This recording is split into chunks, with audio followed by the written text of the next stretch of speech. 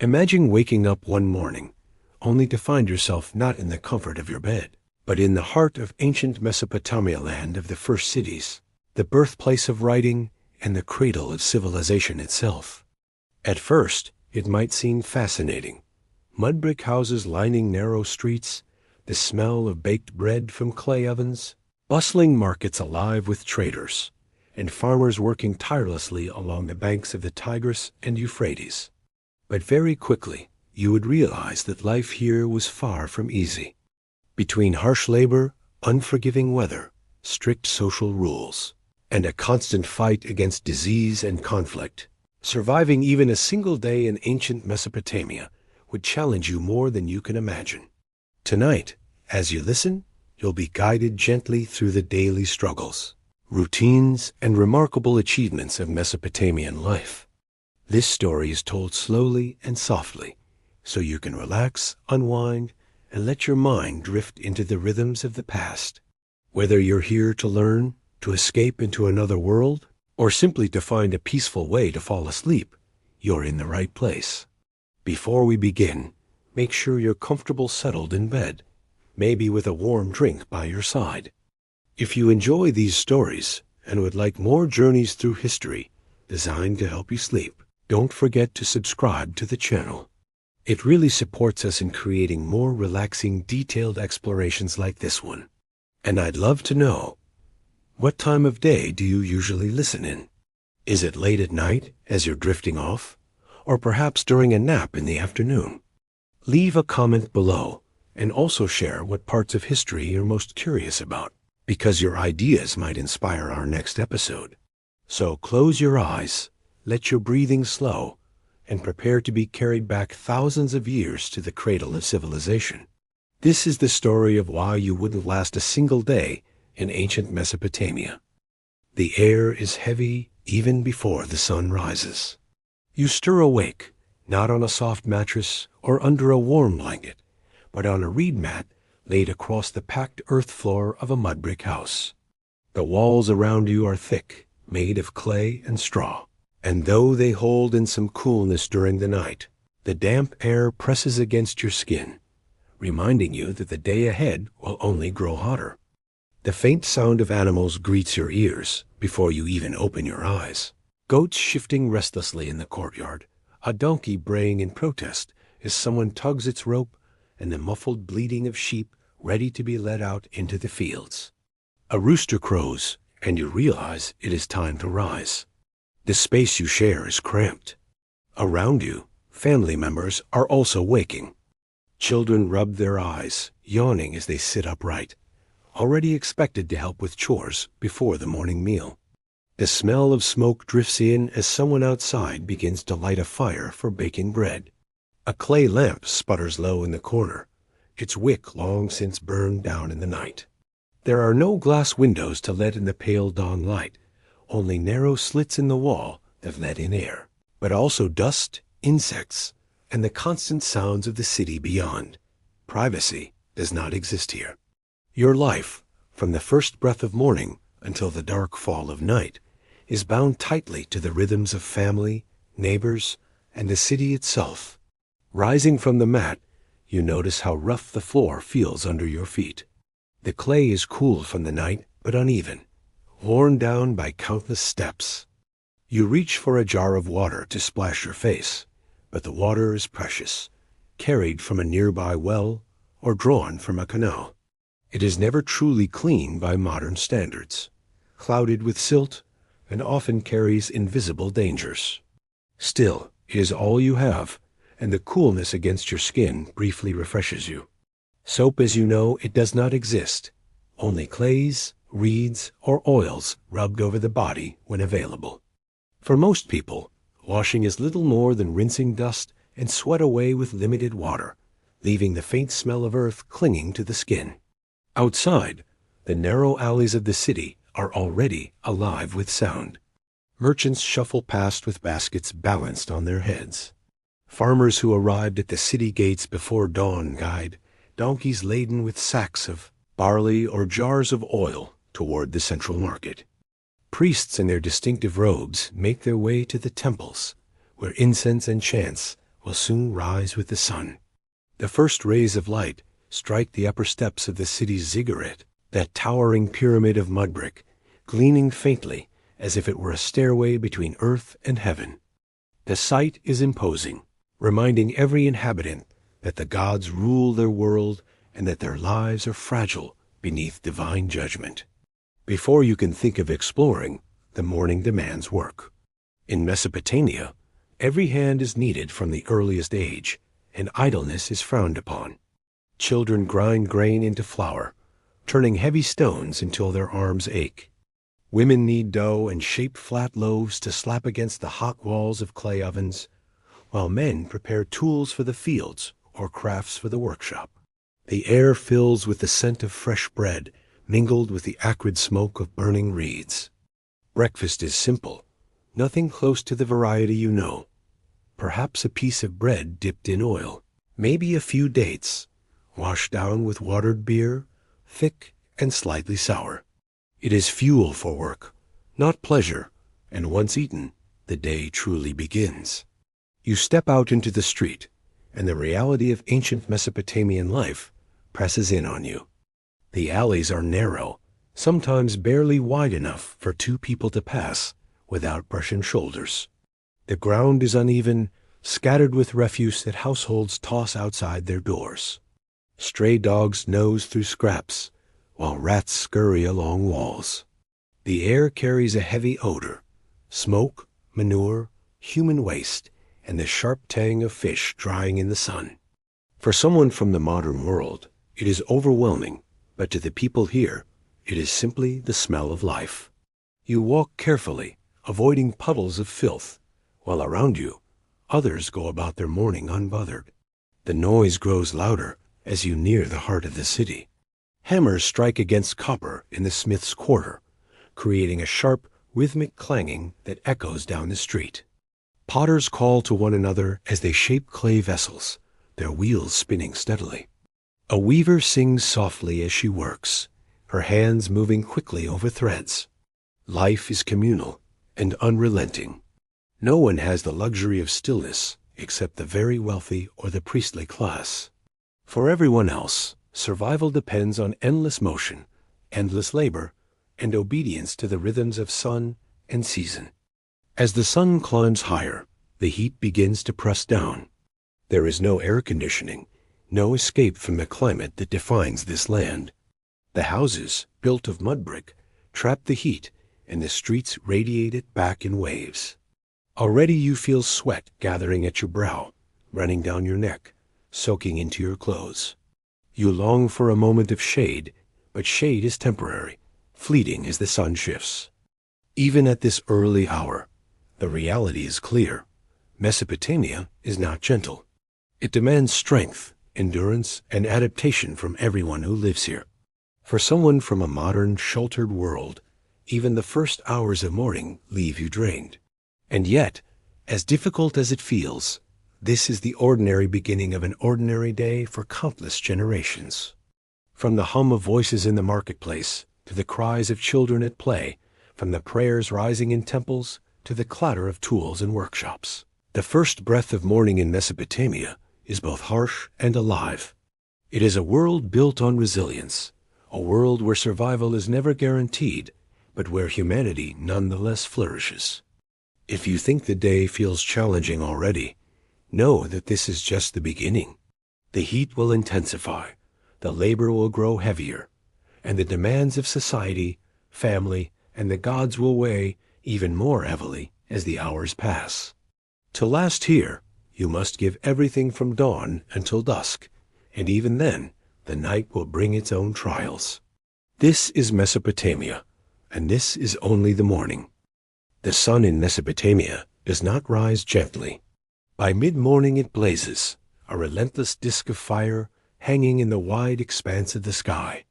The land stretches out beneath it in muted colors, browns and yellows broken only by the glimmer of irrigation canals or the faint green of cultivated fields. You step outside, and the heat feels like a weight pressing down upon your shoulders, pulling the strength out of your limbs before the day has truly begun. Shade is scarce, and even when you find it, The air does not cool, it only grows still and heavy, making it harder to breathe.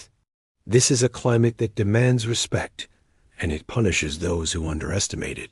For the people of Mesopotamia, this heat is not an occasional discomfort. It is the rhythm of their lives.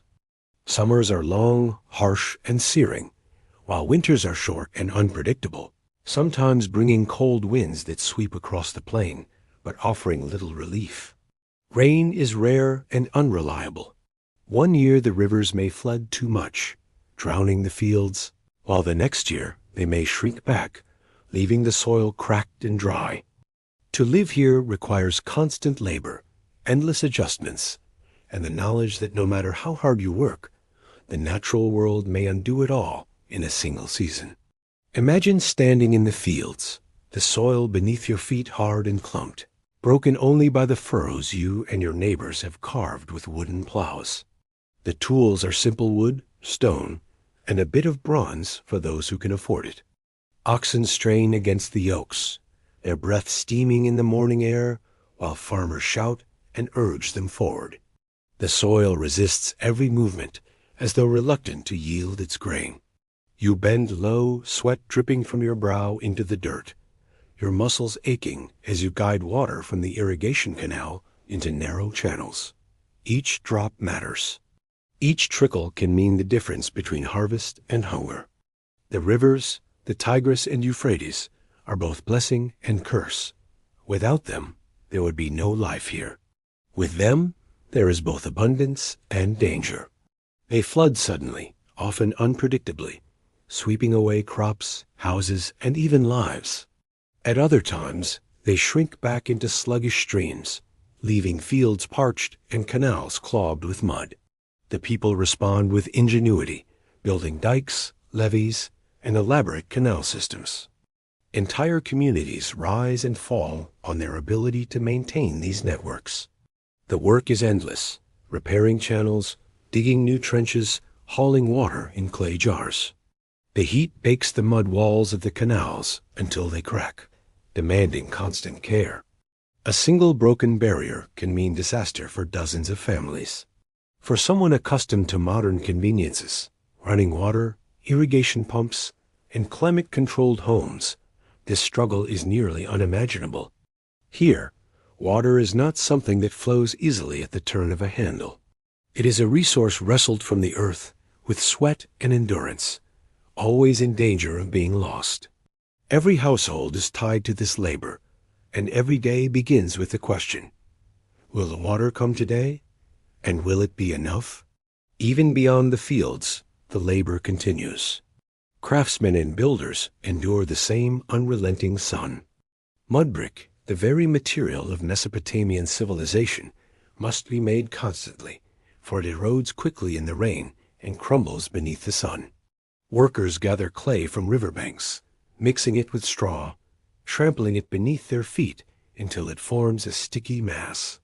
They shape it into bricks and leave it to bake in the sun for days, turning it again and again until it hardens. Then they stack the bricks to raise houses, temples, and city walls, all of which will need repair within a generation. There is no permanence here, only the cycle of building and rebuilding, labor without end. The sun climbs higher, and the world grows hotter. You feel it in your lungs with every breath, the air thick and dry, carrying dust that clings to your skin and grits between your teeth. There is no escape, no retreat into a cooled chamber or a refreshing breeze from a fan.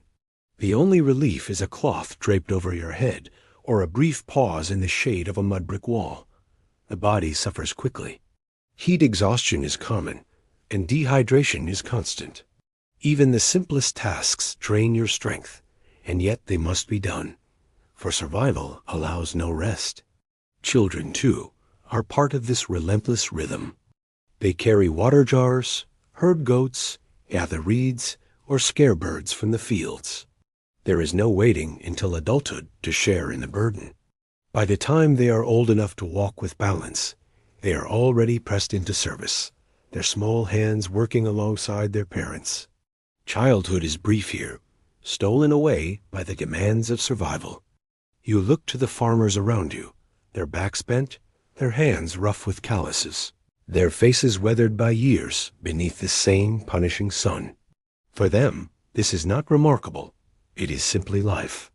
They know no other way, no other world where machines ease the labor or medicine protects the body from exhaustion. Their endurance is born from necessity, and it shapes them into people of resilience. For you, a stranger from another age, each hour feels like a test you cannot pass, a trial designed to break you down. And yet, despite the hardship, there is a kind of beauty in this labor. The fields, once watered, shimmer with green against the dry plain. Barley grows tall, wheat ripens golden, and date palms stretch upward, offering their sweet fruit. Oxen rest in the shade after a morning of work, their sides heaving, while shepherds guide flocks to graze on stubbled ground. The land, harsh as it is, provides when tended carefully. It is this fragile balance between labor and reward, between suffering and survival, that sustains Mesopotamian civilization. Without the toil of countless hands, the great cities, the temples, the palaces, and even the written word would never have come into being. Still, you realize, as the sun reaches its peak and the ground radiates heat upward in shimmering waves, that you could not last long here. Your body is unprepared for such strain, your mind untrained for such unending demands. The people of Mesopotamia endure because they have no choice. You, pulled suddenly into this world, would falter before the days have gone. The sun would drain you, the labor would exhaust you, and the very air itself would feel like a barrier to your breath. This is the truth of Mesopotamia. Civilization was born here, but it was forged in hardship. Every brick, every loaf of bread, every grain of barley is a product of sweat beneath the burning sun. It is a world that demands everything, and it gives nothing freely. The heat is not just weather. It is a force shaping every action, every custom, every prayer whispered to the gods. To last here, you must bend yourself to it, day after day, year after year. For someone who arrives from another world, the weight of this labor and the fierceness of this heat would be too much to endure. The marketplace is the beating heart of a Mesopotamian city. By mid-morning, when the sun already blazes and the air ripples with heat, the narrow streets leading to the market are alive with movement. You hear it before you see it, the hum of voices rising in argument and laughter, the bray of donkeys carrying heavy loads, the clatter of clay jars against one another as merchants arrange their goods. Stepping into this space is like stepping into a storm of sound and smell, a whirlwind of activity that surrounds you on all sides. For the people here, this is normal, expected, part of the daily rhythm. For you, it is overwhelming, a rush of sensations that seem to press in from every direction. The smells strike you first. The pungent scent of dried fish, laid out in baskets under the sun, mingles with the sweet fragrance of dates piled high in woven trays. Smoke rises from small clay stoves where vendors roast onions and flatbread to sell hot to passers-by. A sharp tang of fresh-cut herbs mixes with the earthy smell of wool, while somewhere nearby, a potter's kiln releases the acrid bite of burning reeds. To someone from the modern world, accustomed to tidy supermarkets and sealed packages, this blend of odors is jarring. It is raw, unfiltered, and constant, a reminder that life here is lived in close contact with the earth and its products. The sounds rise next. Merchants shout to advertise their goods, calling out the virtues of their barley, their copper, their cloth. They boast loudly, each trying to drown out the other, while customers haggle back with equal force, demanding better prices or more generous measures. Donkeys bray in protest as drivers push them through the crowded lanes, their hooves clattering against the uneven stones. Children laugh and dart between the stalls, carrying small bundles for their parents or stealing a fig when they think no one is looking. The voices blend into a chorus, punctuated by the occasional sharp cry of anger when a bargain fails or a hand is caught reaching where it should not. As you walk deeper, you see the goods spread out before you. Baskets of barley, a staple of life here, sit in neat mounds, each grain carefully measured against standardized weights of silver or stone. Wool, spun into coarse threads or woven into cloth, is stacked in bundles, its fibers rough under your fingers. Fish, pulled from the rivers, glisten in the sunlight, their smells strong but familiar to those who rely on them for food. Dates, sticky and sweet, tempt the eye with their golden brown sheen. Copper tools gleam dully, hammered into plowshares, knives, or simple ornaments. Clay vessels of every shape and size crowd the ground, ready to hold oil, beer, or grain. The abundance is real, but it is not easy. Every item here represents hours of labor, the sweat of farmers, the skill of craftsmen, the danger of long journeys from distant lands. Trade is not always done with coin. Silver by weight exists, but more often, barter rules the day. A farmer may trade sacks of barley for wool. A fisherman may offer his catch for a new clay jar. A herdsman may swap a goat for tools or grain. Each exchange is debated fiercely, with voices raised and hands gesturing. Every grain, every drop of oil, every measure of wool has value, and no one gives it up lightly. The process is slow, but it is vital, binding the people together in networks of dependence.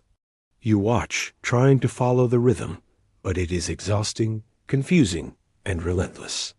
For someone used to the quiet certainty of fixed prices and coins, the constant bargaining is both foreign and draining. Danger, too, lurks in the market. The crowd is thick, bodies pressing close as people jostle for space. Thieves move easily among them, slipping hands into baskets or tugging at loose cloth. Arguments flare quickly, sometimes turning violent when one man accuses another of cheating his measure or breaking a bargain. Guards patrol, their presence meant to keep order, but their authority is not always respected, and punishment here can be swift and brutal. To survive, one must always be alert, always wary, always ready to defend what little they have. For you, unaccustomed to such tension, the marketplace feels less like a place of trade and more like a test of endurance. Still, the marketplace is not without joy. Musicians sometimes appear, playing flutes or beating small drums, filling the air with rhythm that lifts the spirit. Storytellers weave tales of gods and heroes, their voices carrying above the noise, drawing small crowds who pause to listen. Children chase one another between the stalls, laughing as they dodge the scolding hands of vendors. For brief moments, there is color, sound, and life that feels almost festive, a reminder that even amid hardship, people find ways to celebrate. The heat, however, is inescapable. The sun beats down upon the open square, reflecting off the pale mudbrick walls and turning the air thick and heavy. Sweat soaks your clothes as you press forward, your mouth dry and longing for water. You see a vendor selling beer, the thick barley drink that serves as daily refreshment here. It is cloudy, tangy, and consumed through reed straws to filter out bits of husk. You take a sip, and it quenches your thirst, but its sour taste is unfamiliar. For the people of Mesopotamia, it is as common as water, but for you, it feels strange, another reminder that you do not belong here. Around the edges of the marketplace, scribes sit with their clay tablets and reed styluses, ready to record transactions for those who cannot write. A man hands over a pouch of silver, and the scribe carefully presses symbols into wet clay, ensuring that no one can later deny the agreement. The sight of written words, still rare and powerful in this time, adds a sense of gravity to the market. It is not just noise and barter, it is the foundation of contracts, debts, and the economy itself. You watch the marks appear, wedge-shaped impressions that seem mysterious and incomprehensible, yet you know they represent the heartbeat of civilization. The longer you remain, the more you feel drained. The noise never ceases. The press of bodies never lessens. The heat never fades. To last here, you would need a resilience that goes beyond strength of body you would need the patience to endure endless haggling, the sharpness to spot deceit, the toughness to resist the crush of the crowd. For the people of Mesopotamia, this is daily life, a space where survival, community, and opportunity collide. For you, it is an assault on the senses, a place that would leave you longing for silence and space. And yet, as you step back from the center, you understand its importance. Without the marketplace, the city would wither. Here, food is exchanged, tools are distributed, stories are shared, and the threads of society are woven tighter. It is messy, chaotic, and often dangerous, but it is also the lifeblood of Mesopotamian civilization. To live here is to endure it, day after day, bargaining for survival beneath the unrelenting sun. This is the marketplace, and it is both the heart of the city and the challenge that would undo you. As the sun continues to climb, and the city settles into the rhythm of the day, you notice a tall stone standing in a public square. Its surface is carved with lines upon lines of wedge-shaped symbols, etched deeply into the dark basalt. People pass it often, glancing at it with both respect and caution, for it is more than a monument. It is law, carved in stone, permanent and unyielding. This is a world where justice is not a gentle negotiation, but a set of rules laid down with divine authority. And to live here means living always under their shadow. The most famous of these codes is that of Hammurabi, though laws existed long before and long after his reign.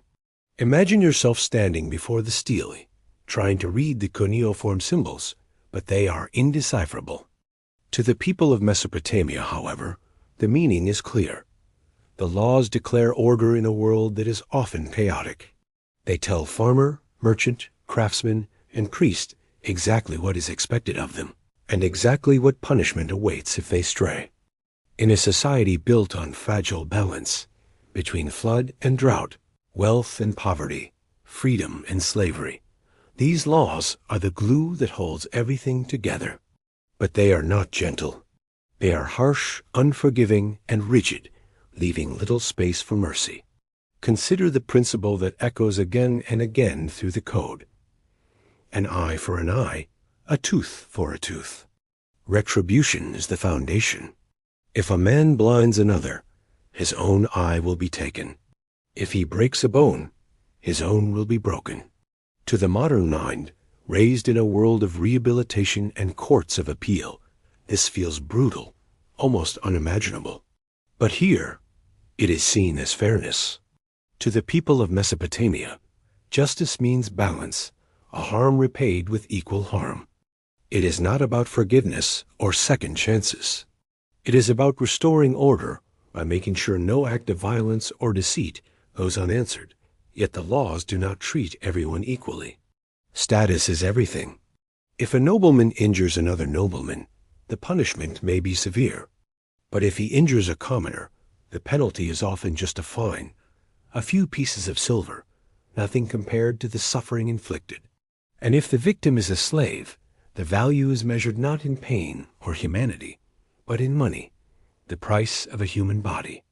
You quickly realize that justice here bends with social rank, that life in Mesopotamia is stratified not only by wealth and power, but also by the very rules that govern it. For you, coming from a world where equality before the law is an ideal, even if not always achieved, this tiered system feels unbearable.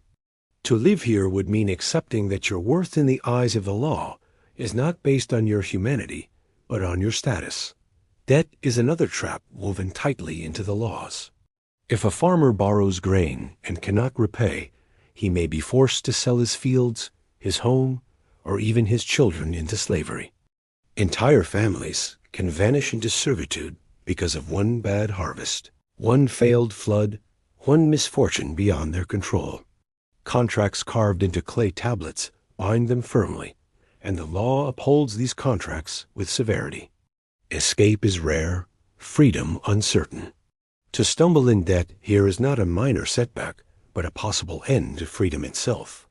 For you, unprepared for such ruthless terms, the fear of debt would loom like a shadow over every choice. The laws also reach deep into the home. If a wife is accused of disobedience or infidelity, her punishment may be drowning or exile, while her husband's word often carries the weight of proof. If a son strikes his father, his hands may be cut off. The household is not a place of gentle protection, but a space defined by hierarchy and obedience, enforced not just by custom, but by law. In this world, personal choices are never entirely your own. Every act, every word, every gesture can fall under the gaze of judgment, and the consequences are often final. Trade, too, is bound by strict rules. Merchants who cheat in measures or deliver poor goods face heavy fines, even mutilation. Builders whose houses collapse may pay with their lives if the collapse kills the owner. The laws demand accountability, but in the harshest possible way. One mistake, one failure, can end a life or ruin a family. For you, unaccustomed to such unforgiving standards, the pressure would be unbearable. Here, failure is not a lesson, it is a sentence. And behind all these laws is the belief that they come from the gods. Hammurabi himself is shown carved into the stone stele, standing before Shamash, the sun god and god of justice, who hands him the symbols of authority. To disobey the law is not merely to break human rules, but to defy divine will. Fear of punishment is doubled, for it is both earthly and eternal.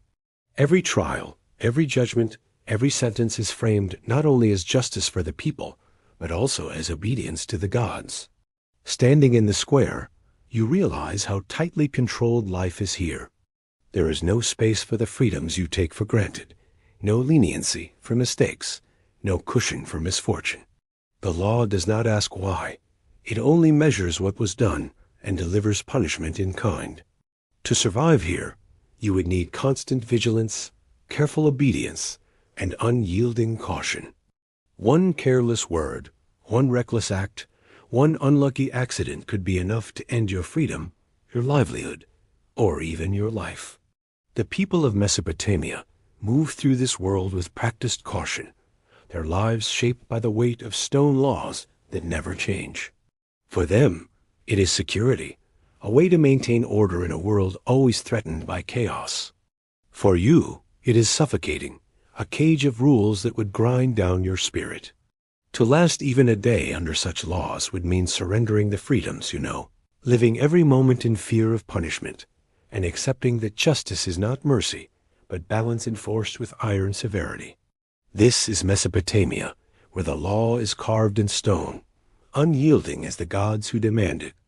In Mesopotamia, the city is alive with movement, but not all people walk its streets as equals. Status shapes every interaction, every opportunity, and every burden. To live here is to know precisely where you stand in the hierarchy, for society is built like the ziggurat that towers over the city broad at the bottom, narrow at the top, and steep to climb. For someone arriving from the modern world, where freedom and mobility are ideals, this rigid structure feels suffocating. You would not last long beneath its weight. At the top sits the king, the Lugal, whose title means big man. He is not just a ruler, but the earthly representative of the gods, responsible for order, justice, and protection. His word carries divine authority, and his power is reinforced by elaborate ceremonies, palaces adorned with carved reliefs, and armies that enforce his will. To the people, he is a figure both revered and feared. To disobey him is to defy not just man but heaven itself. And yet, even the king is bound by responsibility. Famines, floods, or defeats in war can erode his authority quickly, for the people believe such disasters are signs that the gods have turned away from him. His position is exalted, but precarious, a heavy burden disguised as glory. Below the king are the priests, who hold sway not only over temples, but over hearts and minds. They are the interpreters of divine will, the keepers of rituals, the guardians of sacred knowledge. Their wealth is vast, for temples own land, herds and workshops, and offerings flow constantly from the people to the gods. Priests oversee sacrifices, festivals, and ceremonies, and their influence often rivals that of kings. To question them is to risk both spiritual and social ruin.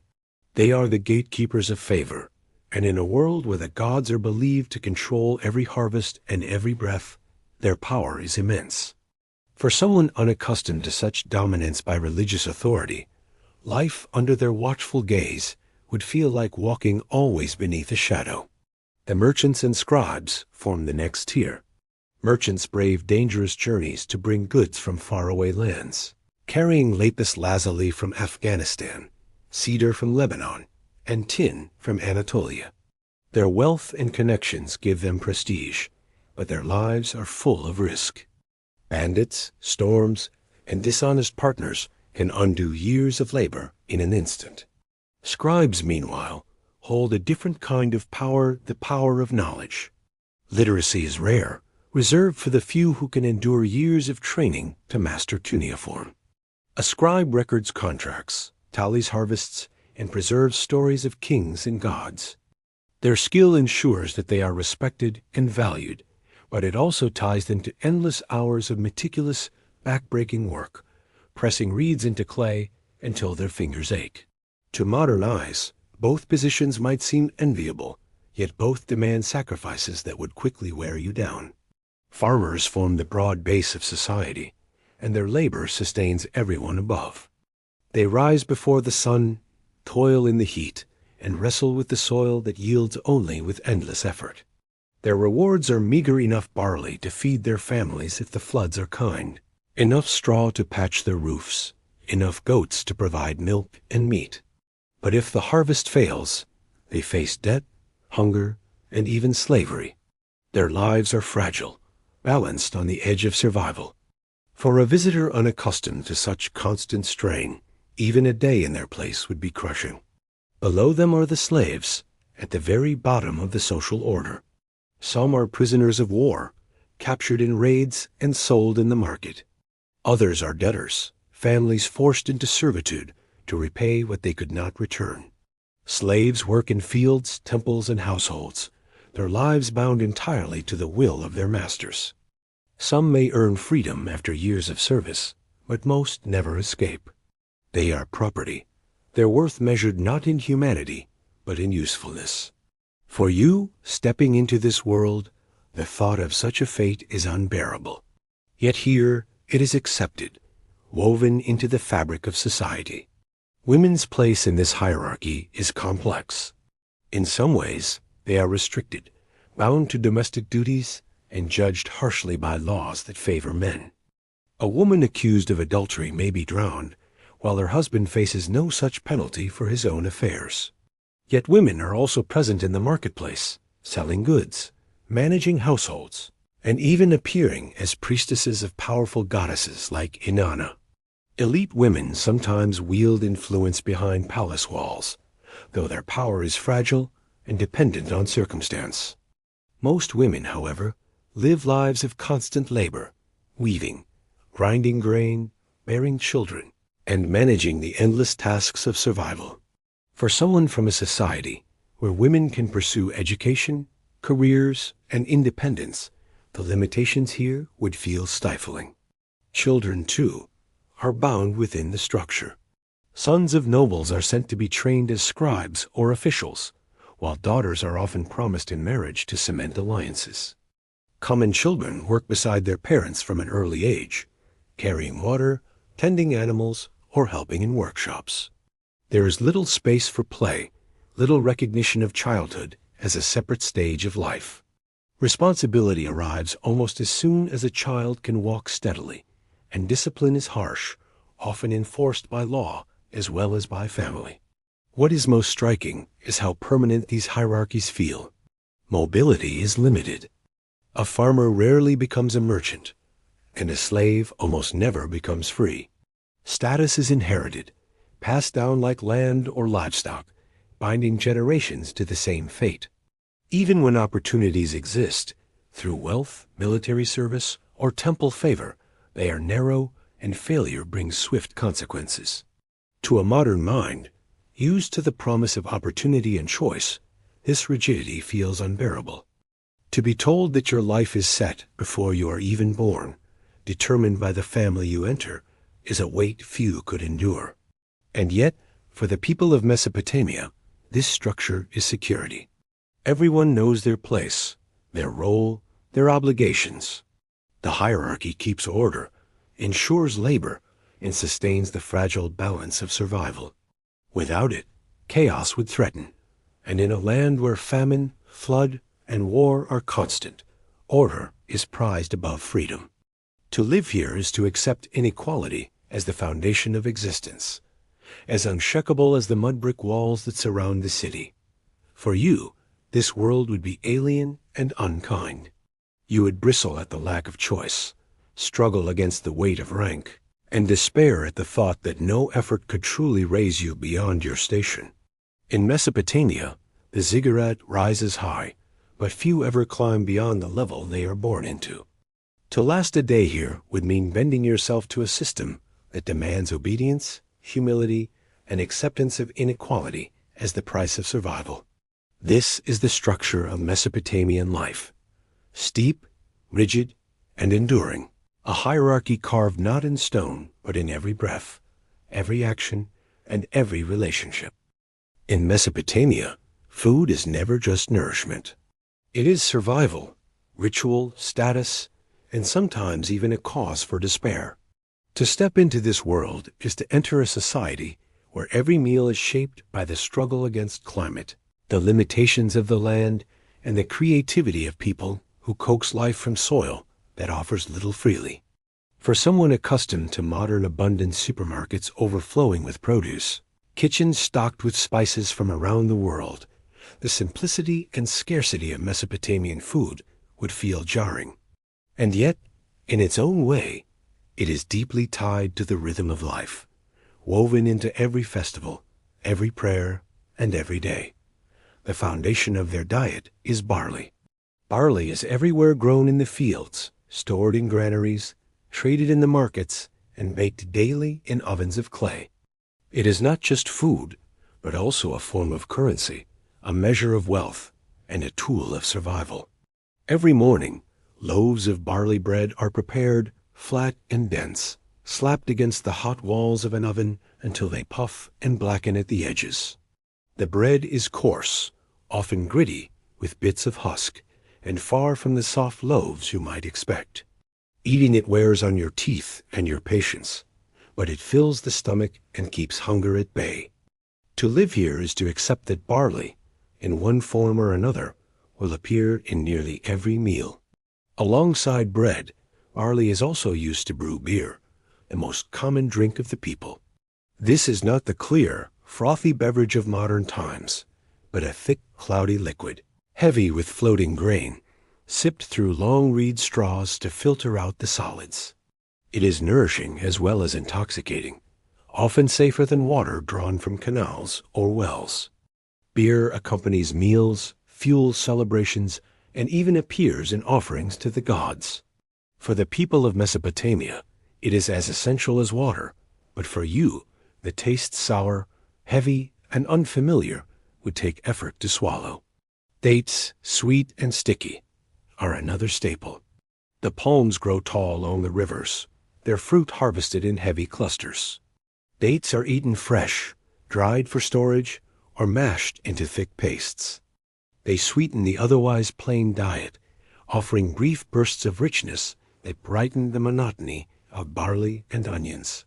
On rare occasions, dates are even fermented into a syrupy wine, reserved for those with wealth or privilege. In the heat of Mesopotamia, a handful of dates can feel like a gift, but they are never abundant enough to banish hunger entirely. Vegetables are common but limited. Onions, garlic, leeks, and lentils appear often, adding flavor and substance to meals.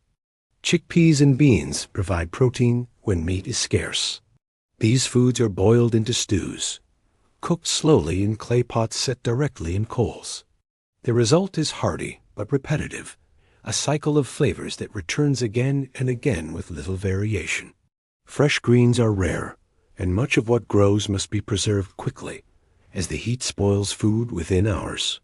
For you, accustomed to endless variety, the sameness would soon wear thin. Meat is far less common. Sheep, goats, and cattle are valuable for milk, wool, and labor, and slaughtering them is done only for special occasions. Most people taste meat only at festivals, weddings, or sacrifices. Fish from the rivers are more frequent, but they spoil quickly in the heat, and their strong odor clings stubbornly to hands and clothes. For the poor, animal protein is scarce, a luxury more often smelled roasting in the air than tasted on the tongue. For the wealthy, however, meat appears more often, cooked in elaborate dishes with herbs and oils. The divide between rich and poor is evident even at the table. Spices, as you know them, do not exist here. Salt is valuable and carefully measured, while herbs like coriander and cumin are used sparingly. Olive oil is scarce, imported from distant lands, so most households rely on sesame oil, pressed from seeds and stored in clay jars. It adds richness to food, but its supply is never certain. Honey, rare and precious, sweetens only the tables of the elite. For the common people, meals are plain, filling but far from indulgent.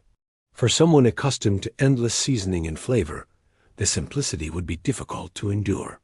Meals are taken with the hands, not with forks or knives. Bread doubles as a scoop, tearing off chunks to dip into stews or to hold bits of vegetables. Plates and bowls are simple pottery, sometimes chipped, always functional. Food is shared from communal dishes, with family gathered closely, passing bowls and tearing bread together. There is intimacy in the act, a closeness born of necessity, but also a lack of privacy. You eat what is available, in the portions that remain, and complaints find little sympathy. Hunger is a constant companion, never far away, reminding you that food here is not guaranteed. For those who serve in temples or palaces, food can be more elaborate. Banquets for kings and nobles feature roasted meats, rich stews, beer in abundance, and even rare fruits brought from distant lands. Guests recline on couches, while servants move among them, filling cups and carrying platters. These feasts are as much about power as they are about pleasure, displaying wealth and generosity to subjects and rivals alike. The contrast between these tables and the simple meals of farmers is stark, a reminder that even in food, hierarchy rules. To taste such richness as a commoner would be almost unthinkable, a glimpse of a world forever out of reach. Famine is never far from memory. A flood can drown fields, a drought can shrivel crops, and suddenly the granaries stand empty. Hunger gnaws at the city, and people sell possessions, land, or even themselves to survive. In these times, meals grow smaller, bread thinner, stews more watery. The weak waste away, while the strong cling desperately to what little remains. For you, used to secure supplies and global trade, the precariousness of food here would be terrifying. One bad season could undo everything, leaving you at the mercy of hunger. And yet, food also brings joy. At festivals, tables are laden with what can be spared, music plays, and people laugh as they eat and drink. Bread is broken, beer is shared, and for a time, the hardship of survival softens. Families gather at night, the glow of a small fire illuminating their faces as they share simple meals, their voices weaving stories that accompany each bite. Even in scarcity, the act of eating together binds them, giving comfort against the uncertainties of their world. Still, as you taste the coarse bread, sip the sour beer, and chew the onions that sting your eyes as much as your tongue, you realize how far this world is from your own. You would grow weary of the monotony, struggle with the scarcity, and dread the looming threat of hunger. For the people of Mesopotamia, this is life, endured with resilience and even gratitude. For you, it is a reminder of how much your body and mind are shaped by abundance. In this land, food is never taken for granted, and every meal is both a triumph and a reminder of fragility. This is the food of the fertile crescent plain, filling, sometimes joyful, often scarce.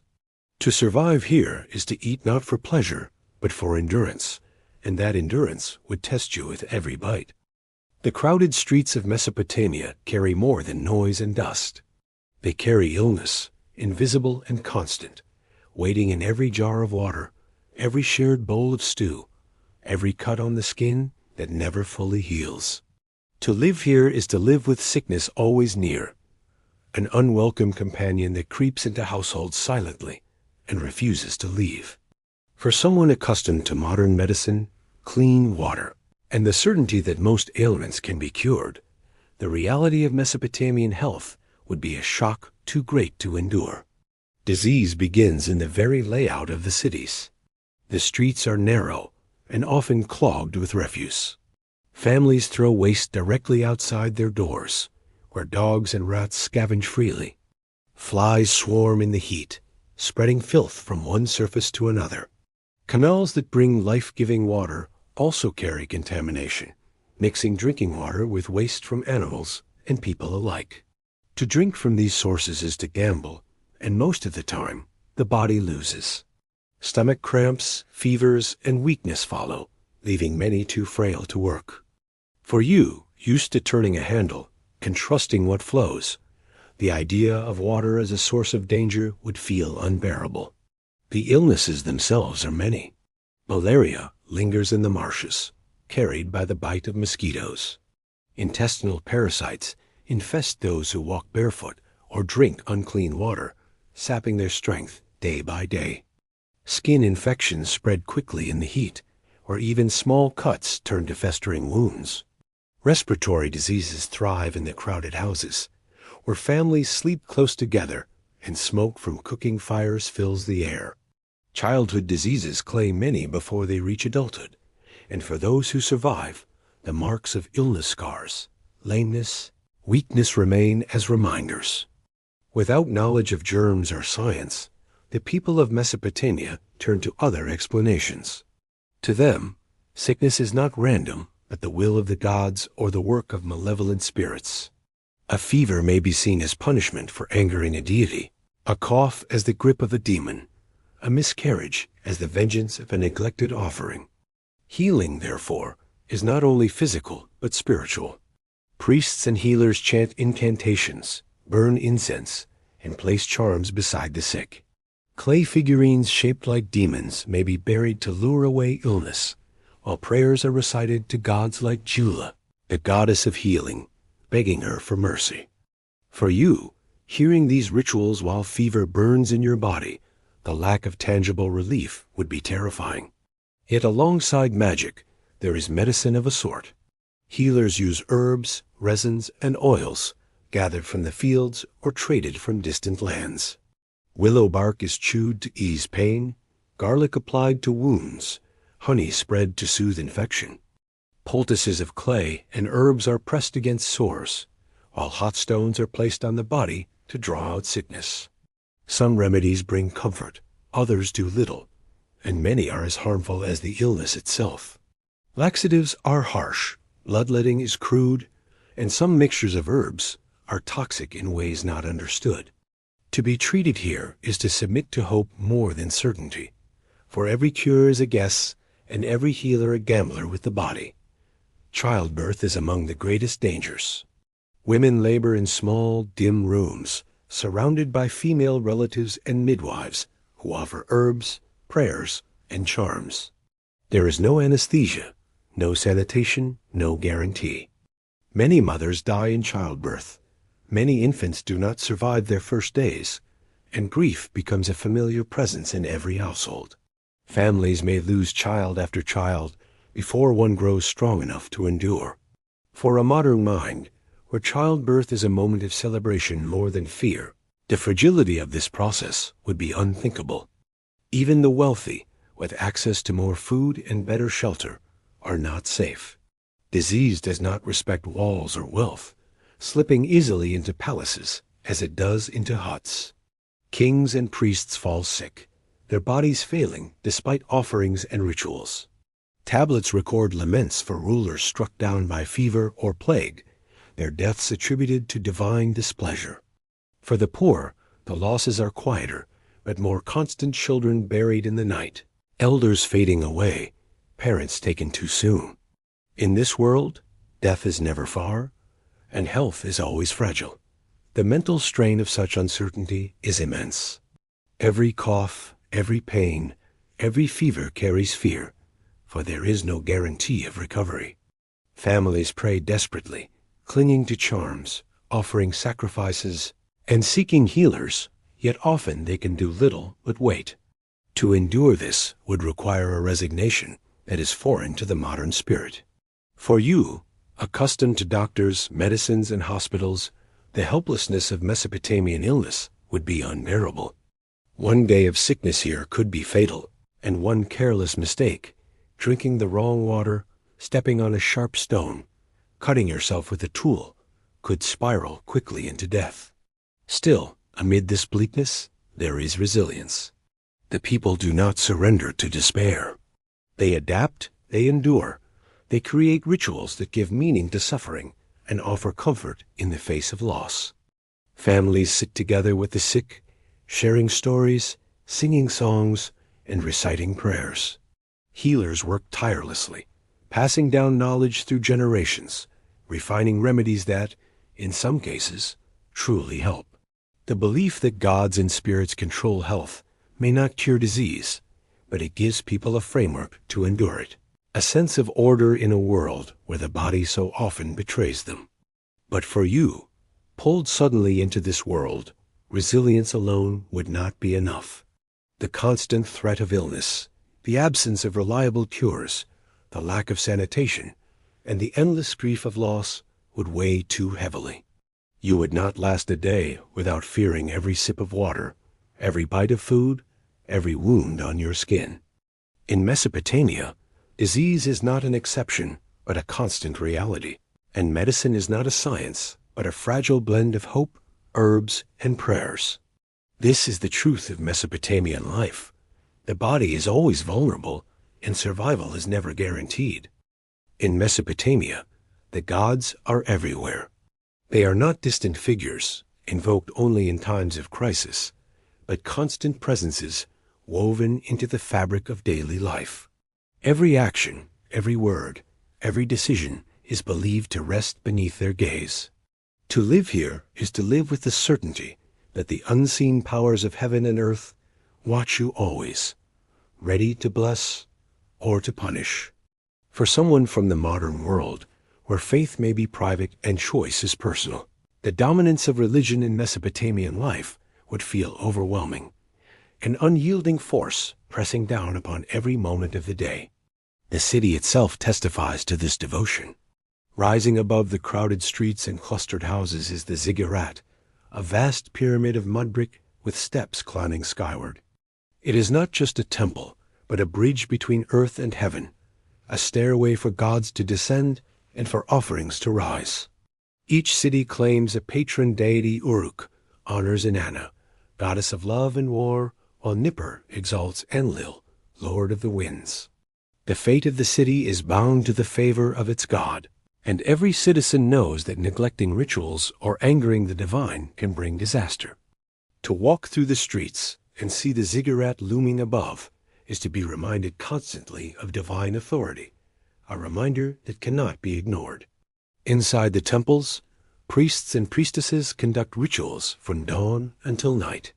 Incense burns, filling the air with sweet smoke meant to please the gods. Hymns echo against the walls, their rhythms steady, their words ancient. Animals are sacrificed, their blood offered to appease divine hunger, their flesh consumed in sacred feasts. Statues of gods stand tall, adorned with precious metals and jewels, their faces serene yet commanding. People bow low before them, laying offerings of bread, beer, oil, and wool. Each gesture, each word, each ritual act is performed with care, for a single mistake might offend the deity and invite calamity. For you, accustomed to freedom in belief and to mistakes met with forgiveness, this strict adherence would feel suffocating. The pantheon itself is vast, each god and goddess ruling a domain. Anu, the sky god, watches from the heavens. Enlil commands storms and wind, feared for his power to destroy as much as to bless. Ea, or Enki, governs wisdom and the deep waters, clever and cunning in his aid to humankind. Inanna, fierce and passionate, embodies both love and war, granting fertility in one moment and unleashing chaos in the next. Shamash brings justice with the rising sun, his gaze unblinking as he judges truth from lies. Nana, the moon god, lights the night and orders the calendar. Every element of life, water, harvest, love, war, justice, birth, and death belongs to a deity, and every event is interpreted as their will. To live here is to live in constant negotiation with powers far greater than yourself. Fear shapes this devotion. Floods, droughts, disease, and war are seen not as chance, but as punishment for neglect. If a harvest fails, perhaps the offering was too small. If a child sickens, perhaps a prayer was forgotten. Families live under this pressure daily, their security tied not only to their own labor, but also to their piety. The weight of such constant responsibility would be crushing for you. Every misstep, every forgotten ritual, every broken vow might mean disaster, not just for yourself, but for your family, your neighbors, even your entire city. The priests hold immense power within this system. They are the interpreters of divine will, reading omens in the stars, the flight of birds, or the livers of sacrificed animals.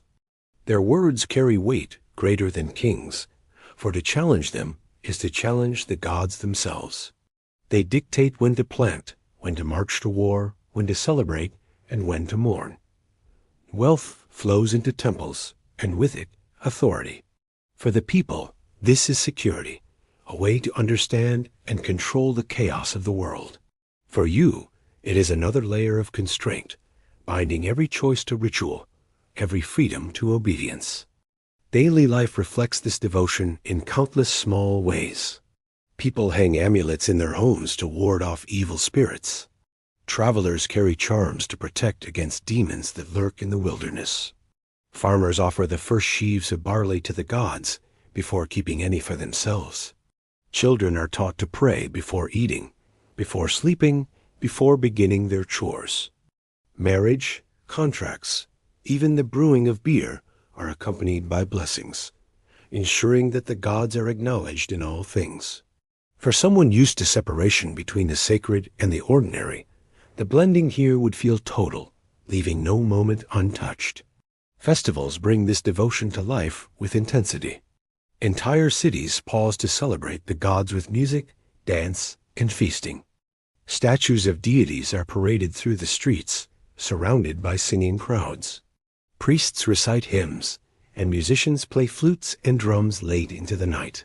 Beer flows, bread is shared, and for a time, the harshness of life eases beneath the joy of communal worship. Yet even these moments of celebration carry weight. Festivals must be performed correctly, at the right time, with the right offerings, or they risk angering the gods instead of pleasing them. Joy and fear intertwine, inseparable in this world of divine rule. Dreams, too, are messages from the gods. A sudden vision in sleep might foretell prosperity, or it might warn of danger. People seek out interpreters, paying priests to explain the meaning of their dreams. Omens are everywhere, in the stars above, in the patterns of oil on water, in the cry of animals. Nothing is random, nothing is meaningless. For you, used to seeing dreams as private, as curiosities of the mind, this constant search for divine meaning would be exhausting. Every thought, every image, every sound is a sign to be interpreted, a burden to be carried. The weight of religion here is immense, and it presses on all people, from the king to the poorest farmer. It is both comfort and shame, a source of hope in a dangerous world, but also a constant reminder of human fragility. To live here is to live under the gaze of gods who demand offerings, obedience, and devotion without end. To fail is to invite ruin. For you, even a single day of such unrelenting pressure would feel impossible. You would stumble beneath the rituals, falter under the rules. and despair at the thought that even your dreams are not your own, but messages to be read and obeyed. This is Mesopotamia, where religion rules all, where the gods are never far, and where every breath is a prayer, whether spoken aloud or whispered in fear. Mesopotamia is often called the cradle of civilization, but it is also a cradle of conflict. The land between the Tigris and Euphrates is fertile, but it is not infinite, and countless city-states rise and fall in the struggle to control it.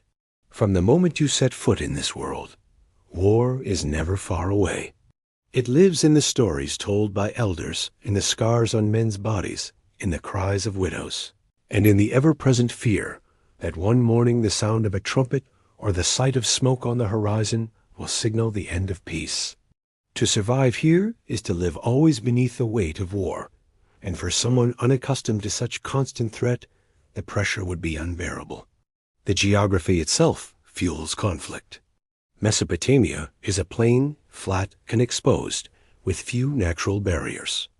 Cities rise in clusters along the rivers, each jealously guarding its fields, canals, and water rights. Irrigation, essential for survival, often crosses boundaries, and disputes over canals are as deadly as disputes over gold. Armies march not to expand empires at first, but to secure survival, to claim land for crops, to defend water from rivals. Yet these small wars grow quickly, for once an army is raised and blood is spilled, vengeance calls for more. You would find yourself living in a place where peace is fragile and war is expected. The armies are not professional in the way you might imagine. Farmers become soldiers, leaving their fields to take up spears and bows. Oxen are traded for chariots, and plows are set aside for shields. The city depends on them, and so the call to arms is not a choice, but an obligation. Imagine being pulled from your labor at the canal and handed a weapon, your life suddenly thrust into the chaos of battle. For someone from the modern world, where armies are distant institutions, the shock of such conscription would be paralyzing. Yet here, it is routine. The weapons of Mesopotamian war are crude by modern standards, but deadly enough. Bronze swords glint in the sun, sharp and heavy. Spears with tips of stone or metal thrust forward in walls of men. Bows release volleys of arrows that darken the sky, while slings fling stones with force enough to shatter skulls. Chariots, drawn by donkeys or horses, roll across the plain, their wheels cutting ruts in the earth, their riders shouting commands. The clash of armies is loud and brutal, shields splintering, voices screaming, the ground trembling with the weight of men and animals. You would find yourself overwhelmed, not only by the violence, but by the sheer noise and confusion, a storm of sound and motion with no safe space. Death in battle is often swift, but survival can be worse. Wounds fester quickly in the heat, turning small cuts into fatal infections. A broken bone may never heal properly, leaving a man crippled for life. Captivity is another fate, as victors take prisoners to sell as slaves, tearing families apart and scattering them across distant cities. Women and children are not spared, often carried off as spoils of war, their lives changed in an instant. For you, the thought of such sudden loss would be unbearable. Yet for the people of Mesopotamia, it is a reality woven into the fabric of existence. The kings use war to secure power and glory. Victories are recorded on stone steles, carved in reliefs that show enemies kneeling, bound, or pierced by arrows. Songs are composed to honor the Lugal, who brings triumph, and temples receive offerings from the spoils. To refuse war is to appear weak, and weakness invites invasion. Thus, war becomes not just survival, but a necessity of rule, a cycle that feeds itself endlessly. The people suffer, but their suffering is framed as service to their city and to their gods. To question it is to risk being branded a traitor, and so they endure. Even in times of peace, the fear of war lingers. Guards patrol the city walls, watching the horizon for dust clouds that signal approaching armies. Blacksmiths hammer out weapons, even when no battle is imminent, preparing for the inevitable. Children grow up hearing stories of conquest and defeat, their games imitating the clash of soldiers. The marketplace buzzes with rumors of distant kings raising armies, of rebellions brewing in nearby towns. The city never fully rests, for the threat of war is constant. For you, the endless anticipation would gnaw at your spirit, draining you as much as the battles themselves. The psychological toll is immense. Imagine lying awake at night, the sounds of the city quiet, but the thought always present that tomorrow might bring an attack. Families keep their valuables ready to be hidden or carried away. Farmers in the fields glance constantly at the horizon, fearful that raiders will appear. Every decision is shaped by the possibility of loss, whether to build stronger walls, to store more grain, to pledge loyalty to a king who may protect or betray. Life is lived not in freedom, but in caution, always preparing for the worst. And yet, even amid this violence, there is resilience. Communities rebuild after raids, patching their walls, replanting their fields, and carrying on. Stories of victory inspire pride, and monuments to fallen kings remind the people of their endurance. War becomes part of identity, shaping not only fear, but also unity. To fight together is to survive together, and the bonds of kinship and city grow stronger through shared struggle. For the people of Mesopotamia, war is both burden and binding, a weight they carry, but also a thread that ties them. For you, though, the strain would be too much. To wake each day knowing that enemies may come, that peace is fragile, that your life can be upended in an instant, would erode your sense of safety. To march into battle with little training, to fight with crude weapons under the blazing sun, to face wounds that will never heal, these are challenges that would break even the strongest modern spirit. You would not last, not because you lack courage, but because the sheer weight of constant war is more than a visitor could bear. This is Mesopotamia, a land where civilization was born, but where conquest and conflict are never far away, where the weight of war presses down on every heart and every home. In the cradle of Mesopotamia, words are not written on paper but pressed into clay. Imagine holding a damp tablet, its surface cool and smooth beneath your fingers, while a reed stylus makes small wedge-shaped marks. These are cuneiform signs, some of the first writing in human history. They are not easy letters or flowing sentences, but clusters of impressions that demand years of practice to master. To live here is to live in a world where writing is power, a skill reserved for the few, a gateway to knowledge, wealth, and authority. For you, used to the ease of pen, keyboard, and screen, the labor of learning such writing would be overwhelming. The origins of this script are humble. At first, it is a tool for counting, for recording grain, livestock, and debts. A picture of a jar means oil, a cluster of lines means barley, a circle pressed into clay means a measure of silver. But as time passes, the symbols multiply, becoming more abstract, more complex. Words emerge, then sentences, then entire stories. The clay tablets grow heavy with knowledge, stacked in temple archives and palace libraries. Each one is fragile, yet together they hold the weight of civilization. Without them, trade collapses, laws vanish, and memory fades. For the people of Mesopotamia, writing is more than convenience, it is survival. To become a scribe is no small task. A boy from a wealthy family may be chosen for this path, sent to the Edaba, the tablet house, where scribes are trained. There, from dawn until dusk, he sits cross-legged on the floor, clay before him, reed in hand, copying signs again and again until his fingers ache.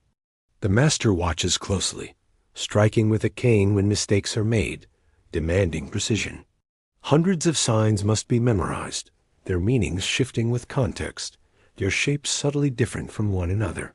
The training takes years, requiring patience, discipline, and relentless repetition. To you, accustomed to easy alphabets, this would feel like a mountain too steep to climb. Yet for those who endure, The rewards are immense. Scribes are valued above farmers, craftsmen, even many merchants. They record contracts, tally taxes, copy hymns to the gods, and preserve royal decrees. They are present at markets to settle disputes, at temples to inscribe prayers, at palaces to record the glory of kings. Their tablets endure long after their voices are gone, carrying their words across centuries. To hold such power is to stand apart, and scribes are respected for it. But their work is also endless, their backs bent, their hands calloused, their days filled with the scratch of reeds against clay. For you, the monotony and strain would wear you down quickly. Writing shapes, law, and order. The stele of Hammurabi, carved in stone, is only one example of how writing solidifies rules. Contracts inscribed in clay bind farmers to their fields, merchants to their goods, debtors to their creditors. Once pressed into wet clay and dried in the sun, these agreements cannot be denied. The permanence of writing creates accountability, but it also creates chains. To sign a contract here is not to click a button or scrawl a name, but to mark your life in clay, where it will remain long after your choices are regretted. For you, the weight of such permanence would feel unbearable. Temples are filled with archives of tablets, rows upon rows of clay slabs recording offerings, rituals, and hymns. Palaces hold their own libraries, filled with chronicles of wars, victories, and treaties. Even merchants keep tablets, tallying debts and payments across long trade journeys. To walk into such a room is to feel the weight of knowledge pressing down, thousands of voices captured in clay. But few can read them, and so their secrets are reserved for the chosen. Literacy is not a common gift, but a guarded treasure, hoarded by those who use it to maintain their power. For you to be cut off from the written word, to have no access without a scribe's aid, would feel like blindness. And yet, writing is not only for the practical. Stories are told and preserved, myths of gods and heroes, epics of kings who rise and fall. The Epic of Gilgamesh, carved into tablets, speaks of friendship, loss, and the search for immortality. Hymns praise Inanna's fierce love and rage, Shamash's justice, and Enlil's storming power. These words are recited in temples, sung in markets, and taught to students, their rhythm carrying through generations. To hear them is to feel the pulse of a culture that seeks not only to survive, but to understand its place in the cosmos. To see them preserved in clay is to witness humanity reaching beyond the present moment, seeking permanence in a fragile world. The physical act of writing itself is laborious. Clay must be prepared, kneaded, and shaped into tablets of the right size.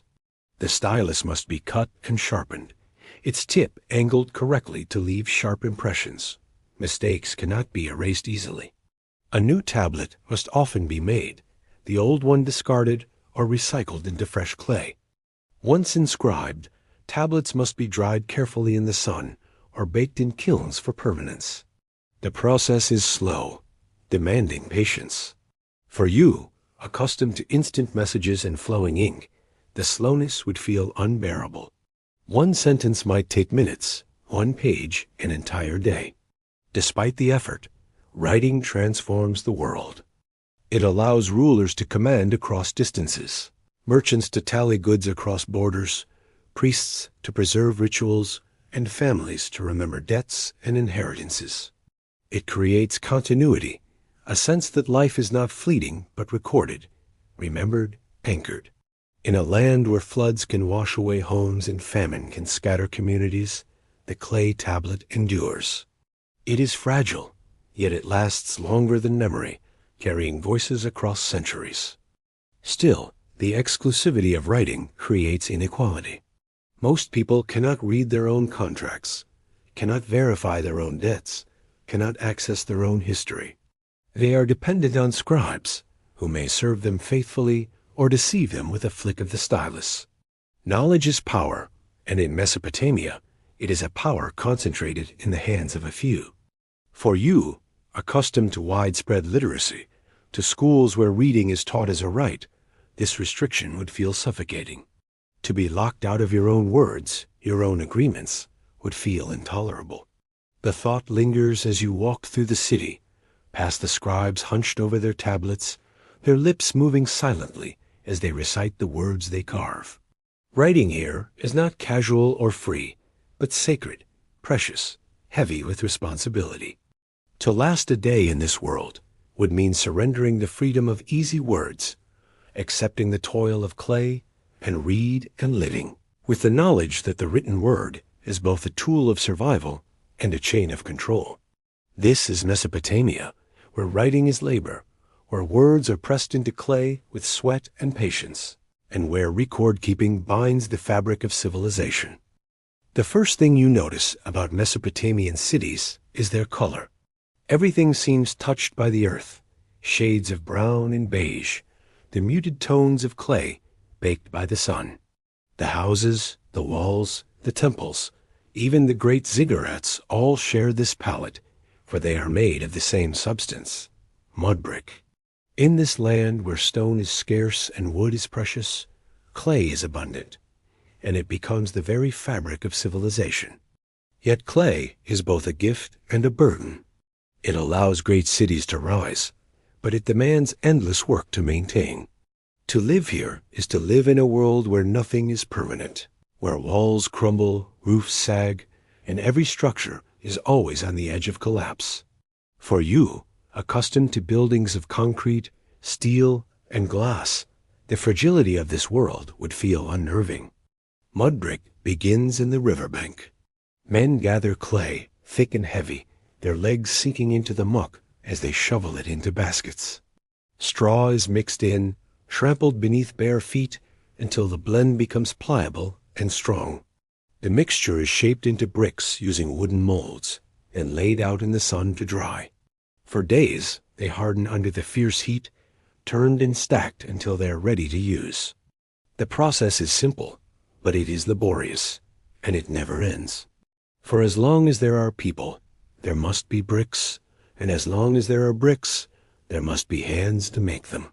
These bricks build homes that cluster tightly together, each one small and plain. A house may have 2 rooms, sometimes more if the family is fortunate. The walls are thick but rough, the floors made of packed earth, the ceilings supported by wooden beams that groan beneath their own weight. Roofs are flat, covered in reeds and clay, used as sleeping spaces on hot nights or for drying food in the sun. Inside, the air is dim, lit only by narrow slits for ventilation, for glass is unknown, and windows are little more than holes in the wall. Privacy is scarce, comfort minimal, and yet these houses are full of life, filled with the voices of families and the constant rhythm of daily chores. Streets wind between these homes, narrow and uneven, often no more than paths worn by footsteps. They are clogged with refuse, for there is no system of waste removal beyond tossing scraps and filth into the open.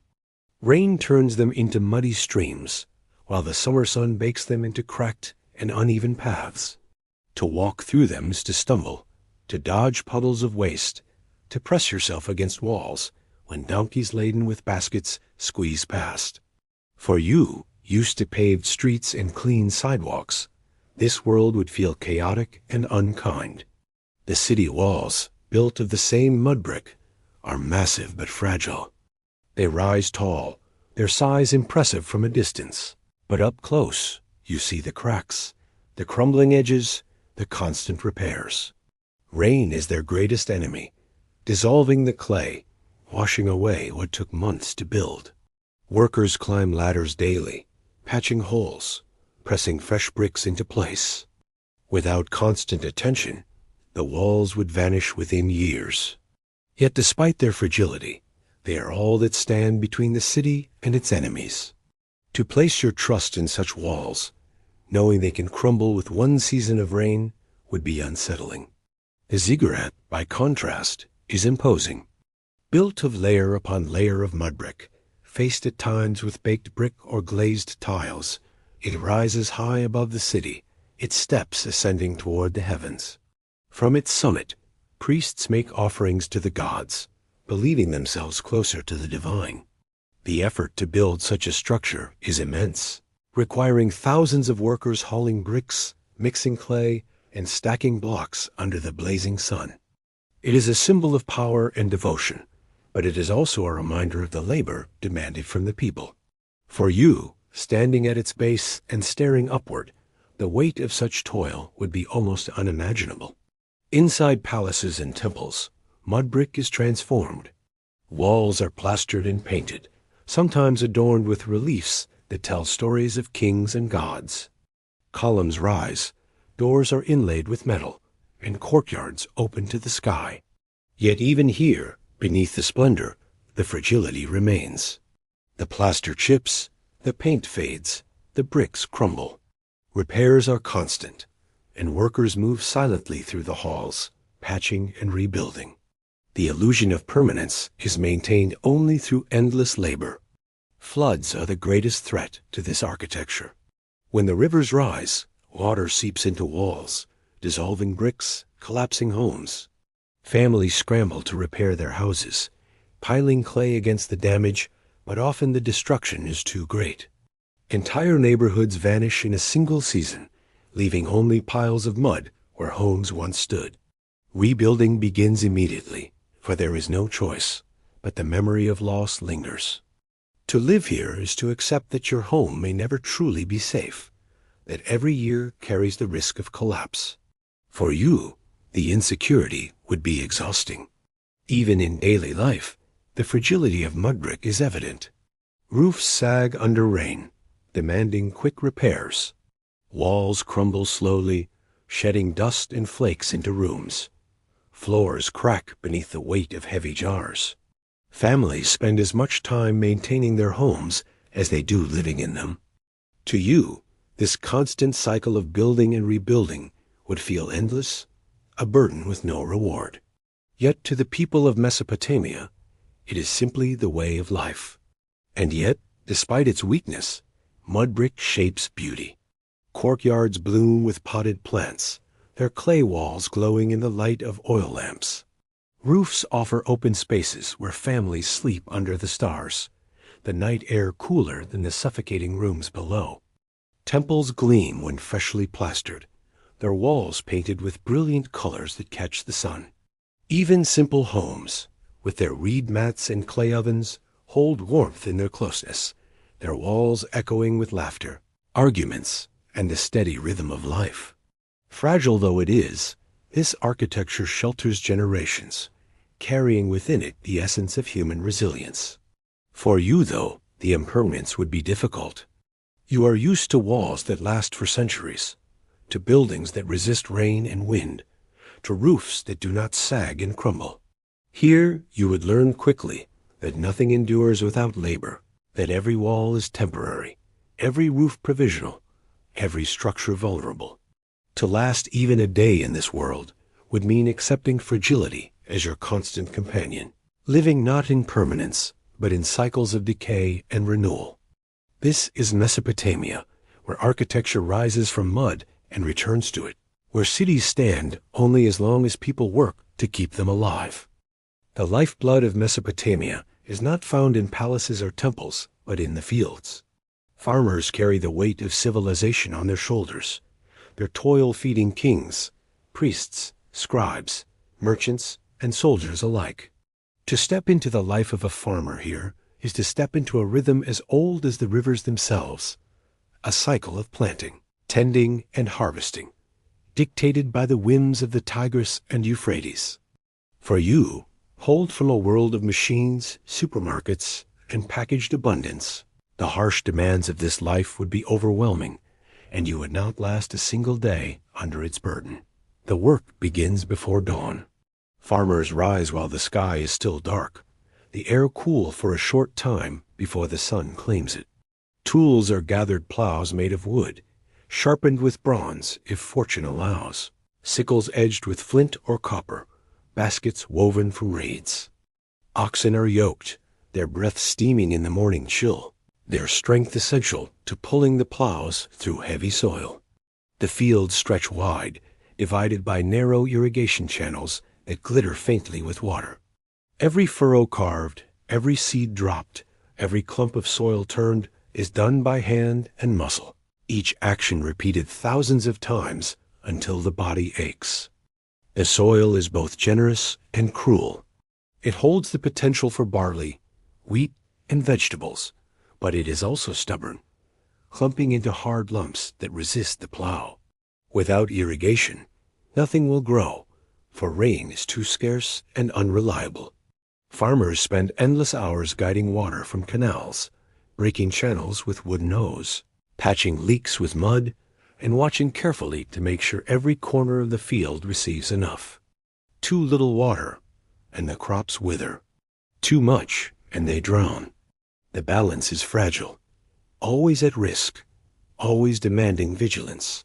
For you, used to sprinklers and pumps, the sheer labor of coaxing water into the soil would exhaust you before the day has even begun. The sun climbs, and the heat becomes unbearable. Sweat runs freely, stinging eyes, soaking clothes, dripping into the dirt. There is no shade in the fields, no relief but for a cloth pulled over the head or a brief sip of tepid water from a jar. Work cannot stop, for the season is short and the crops demand constant care. The body bends and straightens over and over until the back aches and the hands blister.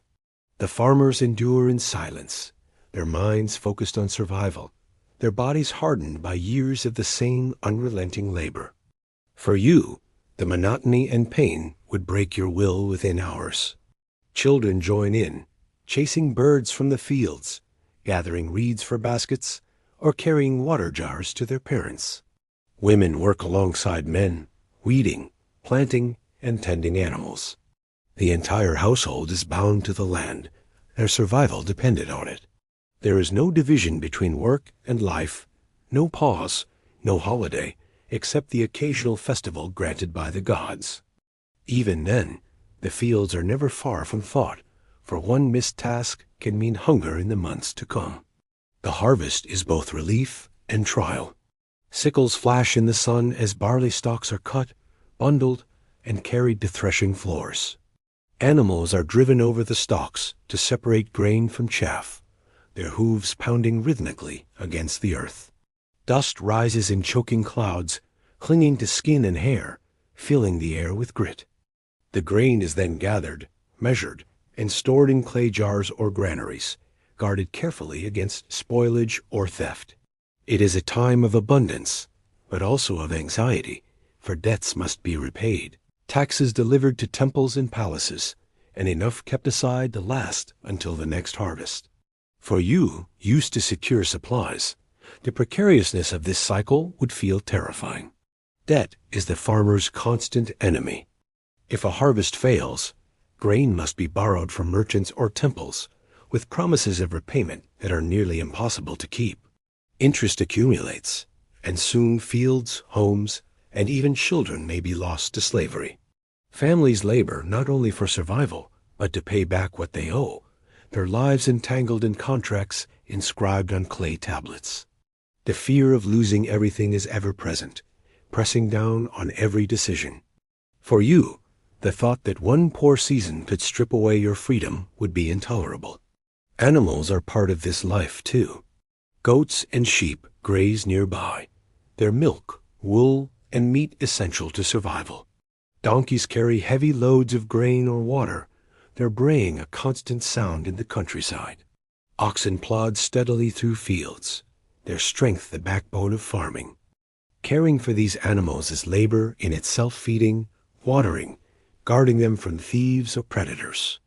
Illness among them can devastate a family, stripping them of both food and tools for survival. To live here is to balance not only the needs of crops, but also the demands of animals, each as fragile and essential as the other. The dangers of this life are constant. Floods sweep away fields, leaving devastation behind. Drought withers crops until only dust remains. Raiding armies trample fields and steal grain. Even without these disasters, the work itself takes a toll. Backs broken, hands crippled, bodies worn down long before old age. Few farmers live into advanced years, and those who do carry the marks of a lifetime of toil. For you, unprepared for such relentless labor, the hardship would feel unbearable. And yet, despite all of this, there is dignity in farming. The land provides when tended carefully, and the fruits of labor feed not only the family, but the entire city. Farmers hold little status, but without them, temples would stand empty, palaces would crumble, and armies would starve. Their work, though uncelebrated, is the foundation of civilization itself. Every loaf of bread in the marketplace, every jar of beer in the temple, every offering placed before the gods begins with their sweat in the fields. At night, when the day's labor is done, farmers sit with their families in small courtyards, eating simple meals of bread, onions, and lentils. Children play with clay toys in the dust, goats settle into pens, and the air cools at last. The stars above are bright, reflecting in the dark waters of the canal. For a brief moment, there is peace, though tomorrow the cycle will begin again. For you, this fleeting quiet might feel like a balm, but it would not erase the exhaustion of the day. The thought of repeating it again and again, season after season, would weigh heavily on your spirit. To live as a farmer in Mesopotamia is to endure hardship, uncertainty, and endless labor. It is to give everything and receive just enough to survive. For you, one day in this life would be enough to understand that survival here requires strength, resilience, and patience beyond what most modern lives demand. This is Mesopotamia, and this is the farmer's burden, a life that sustains all yet breaks many who live it. The life of a Mesopotamian merchant may appear more glamorous than that of the farmer bent over his fields, but step closer and you will see that it is heavy with its own burdens. To walk in a merchant's sandals is to live on the edge of risk, with fortunes rising and falling on the strength of caravans, a trust of partners, and the mercy of the gods. For you, accustomed to stable markets, secure banking, and quick communication, the peril and uncertainty of this life would be almost impossible to endure. The merchant begins his day not in the quiet of fields, but in the noise of the marketplace. His goods must be displayed jars of sesame oil, bundles of wool, baskets of dates, ingots of copper or tin. Each item has traveled far, carried by donkeys, boats, or human hands. Some goods come from the countryside, others from lands beyond the horizon. Cedar wood from Lebanon, lapis lazuli from Afghanistan, gold from Anatolia, spices and beads from the Indus Valley all find their way here, passed from one merchant to another, traded, bartered, weighed, and measured. To assemble such wares is a triumph, but it is only the beginning, for every sale is uncertain, every bargain contested, every coin of silver balanced against the risk that tomorrow it will be lost. Barter is still common, though silver by weight has begun to standardize trade. A farmer may offer sacks of barley for a jug of oil. A shepherd may trade wool for copper tools. A merchant must be sharp, his eyes watching for deceit, his ears tuned to the rhythm of bargaining. Weights and measures must be checked carefully, for fraud is everywhere. One false weight can mean ruin. One dishonest deal can unravel trust built over years. For you, used to fixed prices in regulated markets, the constant negotiation would be exhausting. Every transaction demands energy, attention, and cunning. Beyond the city walls, the merchant's burden grows heavier. Long journeys stretch across dangerous terrain, where every mile carries risk. Caravans of donkeys plod slowly across plains and deserts, laden with goods wrapped in cloth and leather. Drivers shout, whips crack, bells jingle softly in the air. The pace is steady but slow, and the path is long. Days stretch into weeks, weeks into months, as merchants travel between cities and lands. At night, they camp beneath the stars, guarding their goods with vigilance. For bandits prowl the roads, hungry for plunder. Sleep is light, interrupted by distant noises, the creak of harnesses, the uneasy bray of animals. For you, the endless uncertainty would gnaw at your spirit, draining your strength before the journey is half complete. The rivers, too, carry merchants and their wares. Boats carved from wood or assembled from bundles of reeds float along the currents, heavy with jars of oil, sacks of grain, and baskets of dates. The journey is swifter than the slow plod of donkeys, but it is no less perilous. A sudden flood can capsize a boat, sending goods and men alike into the water. Sandbanks and shifting channels make navigation treacherous. Pirates wait along the banks, ready to strike. The river, like the road, demands constant vigilance, and every success feels like a narrow escape from loss. Even when the merchant reaches his destination, his burdens are not over. Foreign markets are unfamiliar, their languages strange, their customs different. He must rely on translators, partners, or gestures to strike deals, always wary of betrayal. Goods must be unloaded, displayed, bartered, and sold.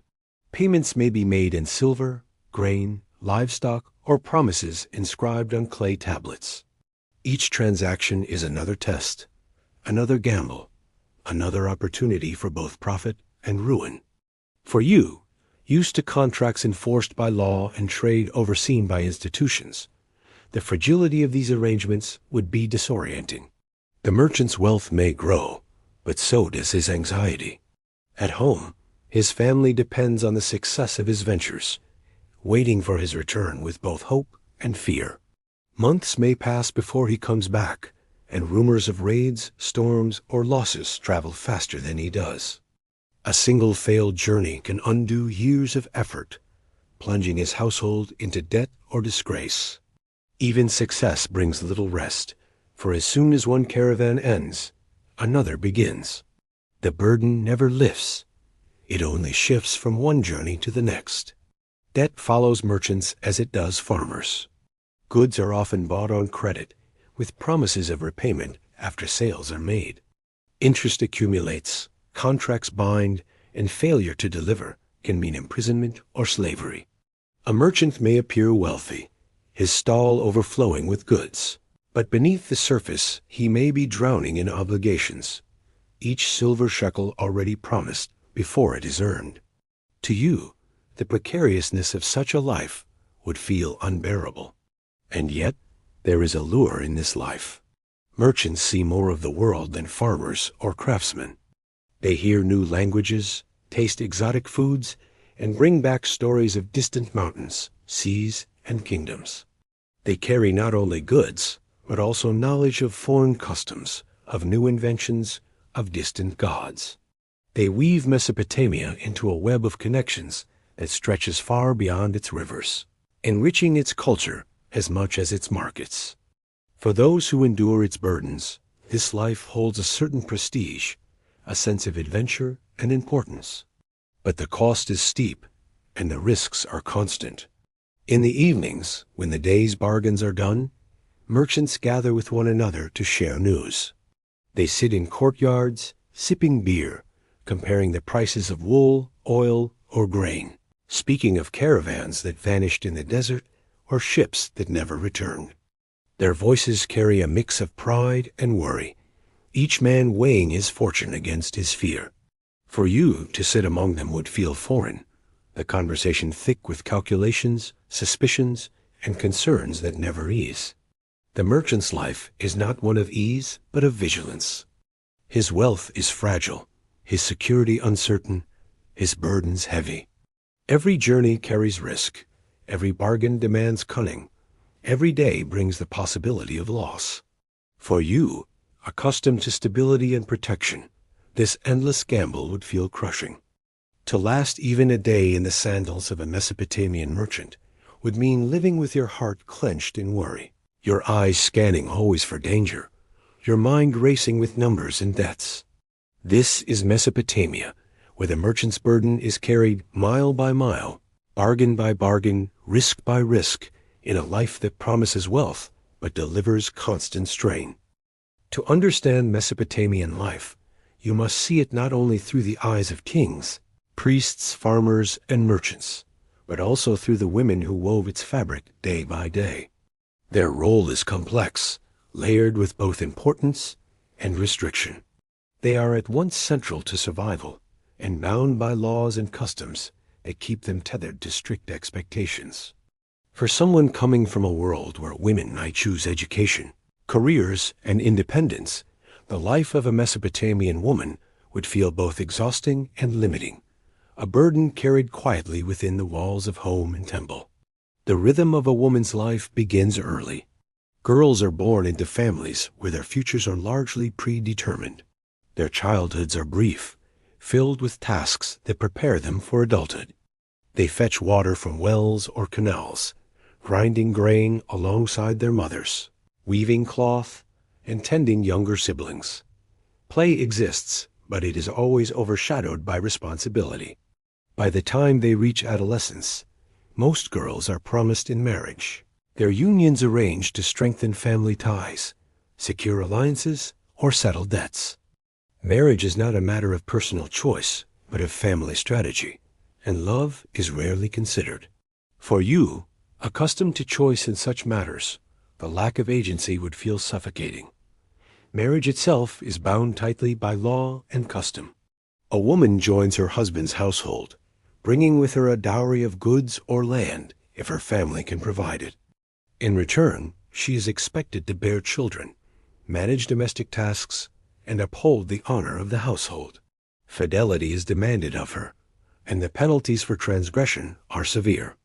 A man's infidelity is tolerated, but a woman accused of adultery may face drowning, banishment, or death, even if suspicion alone is the basis. Her life is constantly watched, her reputation fragile, her value tied to obedience. For you, the imbalance would be stark and painful. Daily life for most women revolves around labor that sustains the family. They rise early, kneading dough for bread, stoking fires, preparing meals, and spinning wool into thread. Weaving is constant, their hands moving across looms as they create cloth for clothing, trade, and temple offerings. They care for children, wash clothes, tend animals, and keep the household in order. Their work is unseen in monuments and records, yet without it, society could not function. For you, the endlessness of such labor, without recognition or reprieve, would feel like an invisible prison. And yet, women are not entirely without presence in the public sphere. In marketplaces, they sell goods, barter with neighbors, and exchange small luxuries. Some manage workshops, weaving textiles, or brewing beer for sale.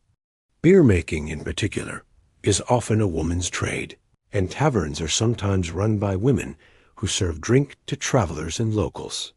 In these spaces, women carve small pockets of independence, contributing to household income and shaping community life. For you, there would be a spark of familiarity here, a glimpse of autonomy within a restrictive world. In temples, women may rise higher. Priestesses of goddesses like Inanna hold positions of influence, overseeing rituals, managing temple lands, and guiding ceremonies. Some come from noble families, chosen to serve the gods, their roles giving them authority rarely seen elsewhere. They wear elaborate garments, live within temple complexes, and sometimes even advise kings. Yet their lives are bound to ritual and duty, their choices constrained by the sacred obligations they carry. For you, the mixture of prestige and limitation would feel both impressive and stifling. Law codes reveal the strictness of women's roles. Hammurabi's laws dictate what happens if a wife neglects her duties, if she is accused of betrayal, or if she fails to bear children. Divorce is possible, but it favors men, leaving women vulnerable to abandonment. A barren wife may see her husband take a second wife, reducing her status within the household. A widow may struggle to maintain her family's property, often relying on male relatives to protect her claims. The fragility of a woman's security is clear, and for you, the lack of legal protection would be daunting. Motherhood is both a joy and a peril. Women are expected to bear many children, ensuring the continuation of families and providing labor for fields and workshops. But childbirth is dangerous, with no guarantee of survival for mother or child. Each pregnancy carries risk, and each loss is borne with grief, but also with resignation. Families may lose child after child before one survives, and mothers themselves may not live to see their children grow. For you, used to safe births and medical care, the constant fear would feel unbearable. Even in wealthier households, where women may have servants to lighten their labor, their freedom remains limited. They may oversee estates, direct slaves, and manage accounts, but their position depends entirely on the men around them: husbands, fathers, sons. Widowhood can bring a measure of independence, allowing a woman to manage her own affairs, but it also brings vulnerability, exposing her to challenges from male relatives or creditors. For you, the narrow paths to autonomy would feel precarious, never secure. Despite these restrictions, women find ways to assert themselves. In letters preserved on clay tablets, wives write to absent husbands, chiding them for neglect, urging them to return, or managing affairs in their absence. Some women appear in court records, defending their rights to dowries or property. Others are remembered in hymns and stories, their names linked to goddesses and queens. Their voices are faint in the surviving record, but they are present, a reminder that even in a world of inequality, women carve spaces of strength. To walk as a woman in Mesopotamia is to live a life defined by duty, shaped by law, bound by expectation. It is to labor without end, to be judged by obedience, to find strength in survival. For you, even a single day would be heavy, filled with tasks that stretch from dawn to night, with restrictions that bind every choice, with fears that hover over every moment. The resilience of Mesopotamian women is immense, but it comes at a cost that few outsiders could bear. This is Mesopotamia, where women weave the cloth of daily life, where their work sustains families and cities, and where their roles, though limited, carry the quiet strength of endurance. In Mesopotamia, childhood is brief, more a transition into labor than a stage of innocence. To see the life of a child here is to witness a world where play is fleeting, education is rare, and responsibility arrives almost as soon as a child can walk steadily on their own. For someone from a modern world where children are shielded, schooled, and given years of freedom before adulthood, the pace and pressure of Mesopotamian childhood would feel shocking, and it would quickly wear you down. A baby is born into fragility. The risks of childbirth are immense, and survival is never certain for mother or child. Infants are swaddled in cloth, laid in reed baskets, and kept close to the hearth, where the warmth of the fire protects against the cool nights. Amulets are tied around their wrists or necks to ward off evil spirits, for illness is often blamed on demons or divine displeasure. Mothers nurse when they can, but malnutrition and sickness are common. Many babies do not survive their first year, and families grieve quietly, their sorrow tempered by the knowledge that such loss is common. For you, accustomed to safe births and medical care, the fragility of life at its beginning would be unbearable. Those who survive grow quickly into tasks. By the time they are 4 or 5, children are already working alongside their parents. A young boy may carry water jars, herd goats, or scatter grain for chickens. A young girl may help her mother grind barley into flour, weave cloth, or care for younger siblings. Their small hands are busy from morning to night, their games tucked into the spaces between chores. Childhood is not a time apart, but a preparation for adult life, and every child learns early that their family depends on their contribution. And yet there is play. Clay toys shaped like animals, rattles filled with pebbles, and small figurines carved from wood or bone bring joy to little ones. Children chase each other through narrow alleys, roll hoops in the dust, or play games with knucklebones tossed like dice. Laughter echoes in courtyards, rising above the noise of daily labor. For a brief time, in these games, the burdens of the world lift, and childhood feels universal, familiar, even to you. But the play is fleeting, always interrupted by chores, always secondary to the demands of survival. Education is rare, reserved for the sons of wealthy families who may be sent to the tablet house to learn the art of writing. There, under the stern eyes of scribes, they spend long hours pressing styluses into clay, memorizing hundreds of signs. Mistakes bring punishment, sometimes with the sting of a cane. Discipline is harsh, the lessons unyielding. To become a scribe is to rise above the common lot, but the path is narrow and demanding. Most children will never step inside such a school. Their education instead written in the fields, the workshops, and the marketplaces. For you, used to universal schooling, the exclusion would feel stark, the inequality unmistakable. Girls rarely see such education, their lessons taught instead at home by mothers and older women. They learn to spin, weave, cook, and manage households, their futures tied to marriage and domestic duties. Some daughters of nobles may become priestesses or manage estates, but for most, their childhood prepares them for a life of labor within walls. For you, accustomed to broader choices, the narrowing of possibility would be difficult to bear. Discipline shapes childhood as much as labor. Fathers hold authority, their word law within the household. Sons who disobey may be beaten, even disinherited. The law codes themselves speak harshly. A son who strikes his father may lose his hand.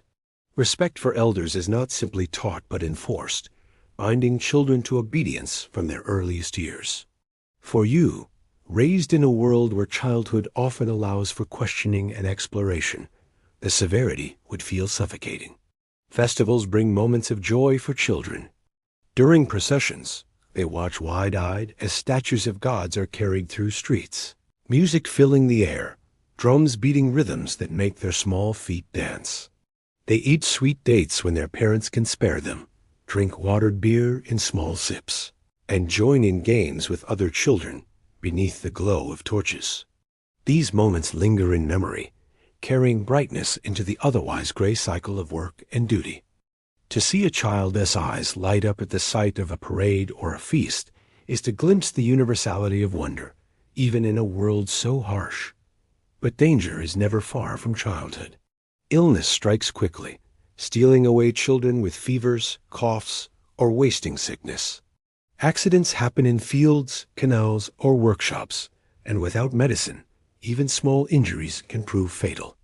Families live with constant uncertainty, treasuring the children who survive while mourning those who do not. The grief is heavy, yet life must continue, for survival demands unceasing labor. For you, the frequency of loss would be unbearable, the fragility of childhood too much to face. By adolescence, children are no longer children at all. Boys begin to work full days in fields, workshops, or caravans, their bodies pushed to adult tasks long before they are grown. Girls are married young, their childhood ending with the responsibilities of wifehood and motherhood. The transition is abrupt, often marked not by ceremony, but by necessity. One day a child is helping in the household, the next they are part of another family, carrying adult burdens with little preparation. For you, the abruptness of this shift would be startling, the loss of extended childhood unimaginable. And yet, resilience marks Mesopotamian children. They grow quickly into their roles, their laughter mixing with their labor, their small joys carried proudly. They find happiness in toys made from clay, in games played with friends, in stories told by parents at night. Their lives are short, their childhoods shorter, but within that brevity is a vitality that cannot be denied. For you, it might be difficult to see joy amid such hardship, but it is there, woven into the very rhythm of survival.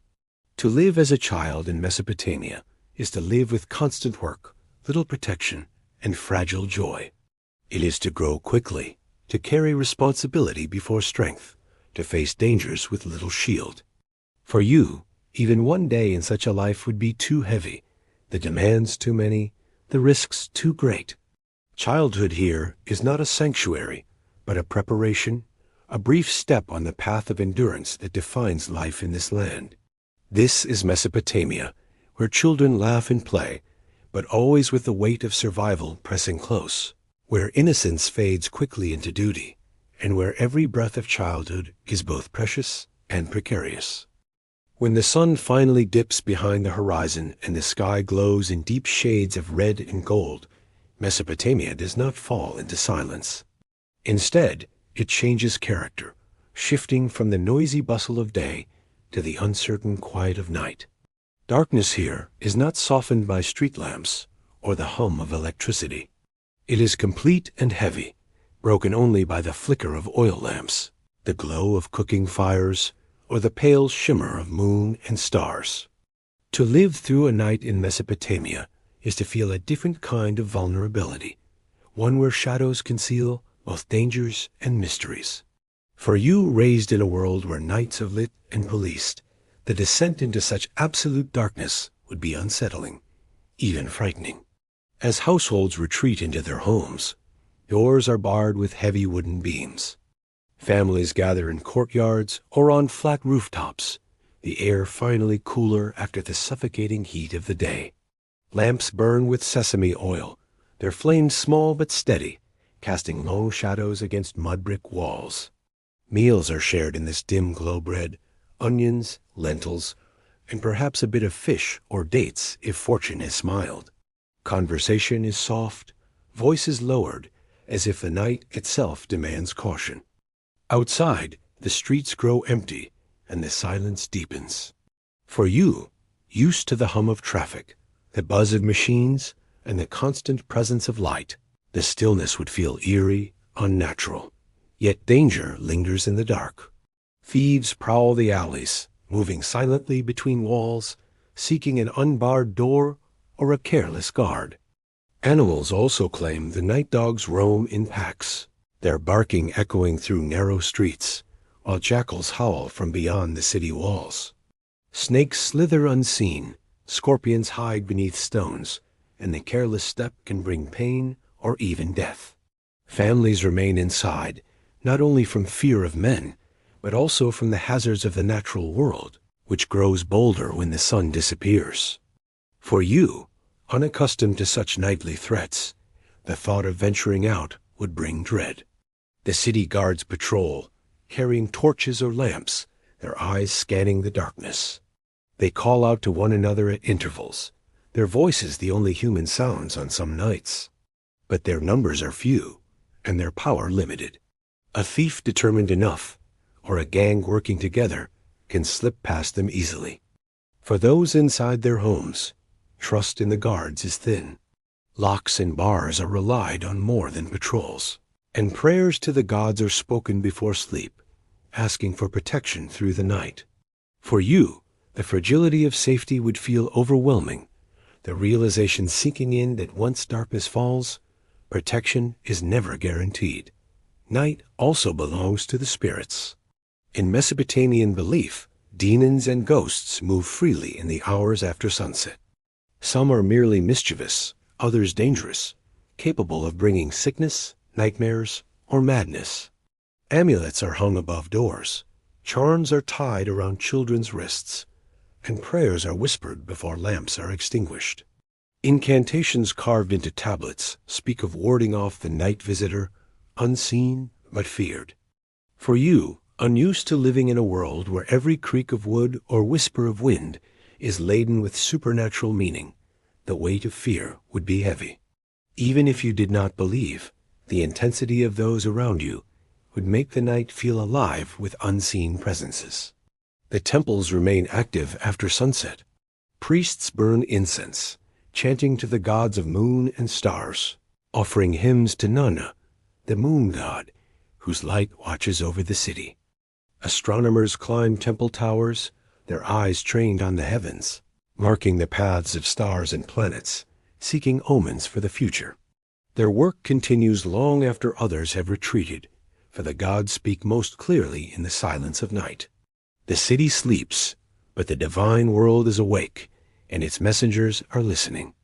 For you, Watching the night sky from a ziggurat's steps, the brilliance of stars unbroken by artificial light would be breathtaking, yet the weight of its meaning would feel overwhelming. Inside homes, families prepare for rest. Reed mats are unrolled, cushions spread, and wool blankets pulled close if the air is cool. On hot nights, many sleep on rooftops, under the open sky, where the breeze moves freely. The sound of insects fills the air, joined by the occasional bark of a dog or call of a guard. Sleep comes slowly, for the body still remembers the heat of the day, the skin sticky with sweat and dust. Yet exhaustion ensures that rest eventually claims them, even if dreams are troubled. For you, the lack of comfort, the hardness of the mats, the noise of the night would make sleep elusive. But the dangers of night are not only outside. Fires can spread quickly in homes where oil lamps are left burning too long, or where cooking fires are not fully smothered. A single spark can turn a house of mudbrick and reed into a blaze, leaping quickly to neighbors. Families sleep lightly, ears tuned to the crackle of fire or the cry of alarm. In this world, even rest is not entirely safe. Beyond the city walls, the countryside is even more perilous after dark. Farmers in small villages or isolated homes face the threat of raiders, wolves, or wandering spirits. The silence of fields is broken by the rustle of reeds, the splash of water in canals, or the low moan of wind across the plain. Travelers caught on the road seek shelter wherever they can, huddling with their animals, praying for dawn. For you, the thought of being outside at night, with no lights, no protection, only the vast plain stretching endlessly, would bring fear sharp enough to quicken your breath. And yet there is also beauty in Mesopotamian nights. The stars shine in astonishing numbers, their light clear and steady in the dry air. The moon casts silver paths across the rivers, shimmering against the dark. Music sometimes drifts from courtyards where families gather to sing softly or tell stories before sleep. Lovers meet in shadows, exchanging whispered promises. Children lie awake, listening to tales of heroes and gods, their imaginations filled with wonder. Night is not only fear, but also intimacy, a time when families draw close, when songs soften the air, when the vastness of the cosmos feels closer. Still for you, the balance between beauty and danger would lean heavily toward fear. Without the safety nets of your world lamps on every street, locks of steel, and the assurance of modern protection, the night here feels vast and alive, filled with threats both seen and unseen. You would not last a day, for even if you endured the sun and the labor of the daylight hours, the darkness of night would test your spirit in ways you could not endure. This is Mesopotamia, where nightfall brings not rest alone but danger, where shadows carry weight, and where survival after dark depends on vigilance, prayer, and the fragile hope of dawn. Amid the endless labor, the heavy laws, the harsh sun, and the constant fears of disease and war, there are moments in Mesopotamia when the weight of life briefly lifts.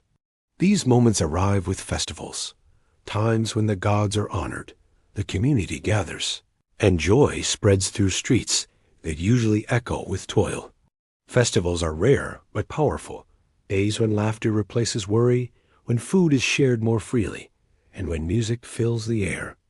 To step into one of these celebrations is to glimpse the resilience of a people who endure hardship, yet still find space for joy. For you, arriving from a modern world of abundant holidays and entertainment, the intensity of these rare occasions would be striking, overwhelming in both color and emotion. The festival begins at dawn. Priests emerge from the temples, their robes bright, their heads adorned with wreaths of greenery or polished metals. Incense rises in curling smoke, sweet and pungent, carrying prayers to the gods above. Statues of deities, carefully cleaned and decorated, are lifted onto platforms and carried through the streets. Men strain beneath the weight, but their faces shine with pride, for to bear the image of the god is an honor. The crowd gathers, bowing low, chanting hymns, their voices weaving together in rhythmic devotion. The air feels alive, charged with the presence of the divine. For you, watching the pageantry, the devotion would feel both awe-inspiring and humbling, so different from the daily grind of survival. Music fills the streets. Flutes trill, drums beat steady rhythms, and singers lift their voices in chants that echo from wall to wall. Dancers step in time, their movements both graceful and wild, imitating the myths of gods and heroes. Children laugh as they imitate the steps, their small feet stumbling but eager. Merchants close their stalls or transform them into places of refreshment, selling beer, dates, and bread to the crowd. The noise, the movement, the energy is intoxicating. For a people who labor endlessly, these moments of release are precious, and they seize them fully. For you, unaccustomed to such intensity packed into so few days, the sensory flood would be overwhelming. Food, usually plain and carefully rationed, is shared in greater abundance. Families bring what they can: loaves of bread, roasted onions, pots of stew, jars of beer, and eat together in open courtyards or along the streets. The wealthy provide feasts of meat, roasting lambs or goats, offering portions to neighbors and servants. Smoke rises from countless fires, carrying the scent of cooking far across the city.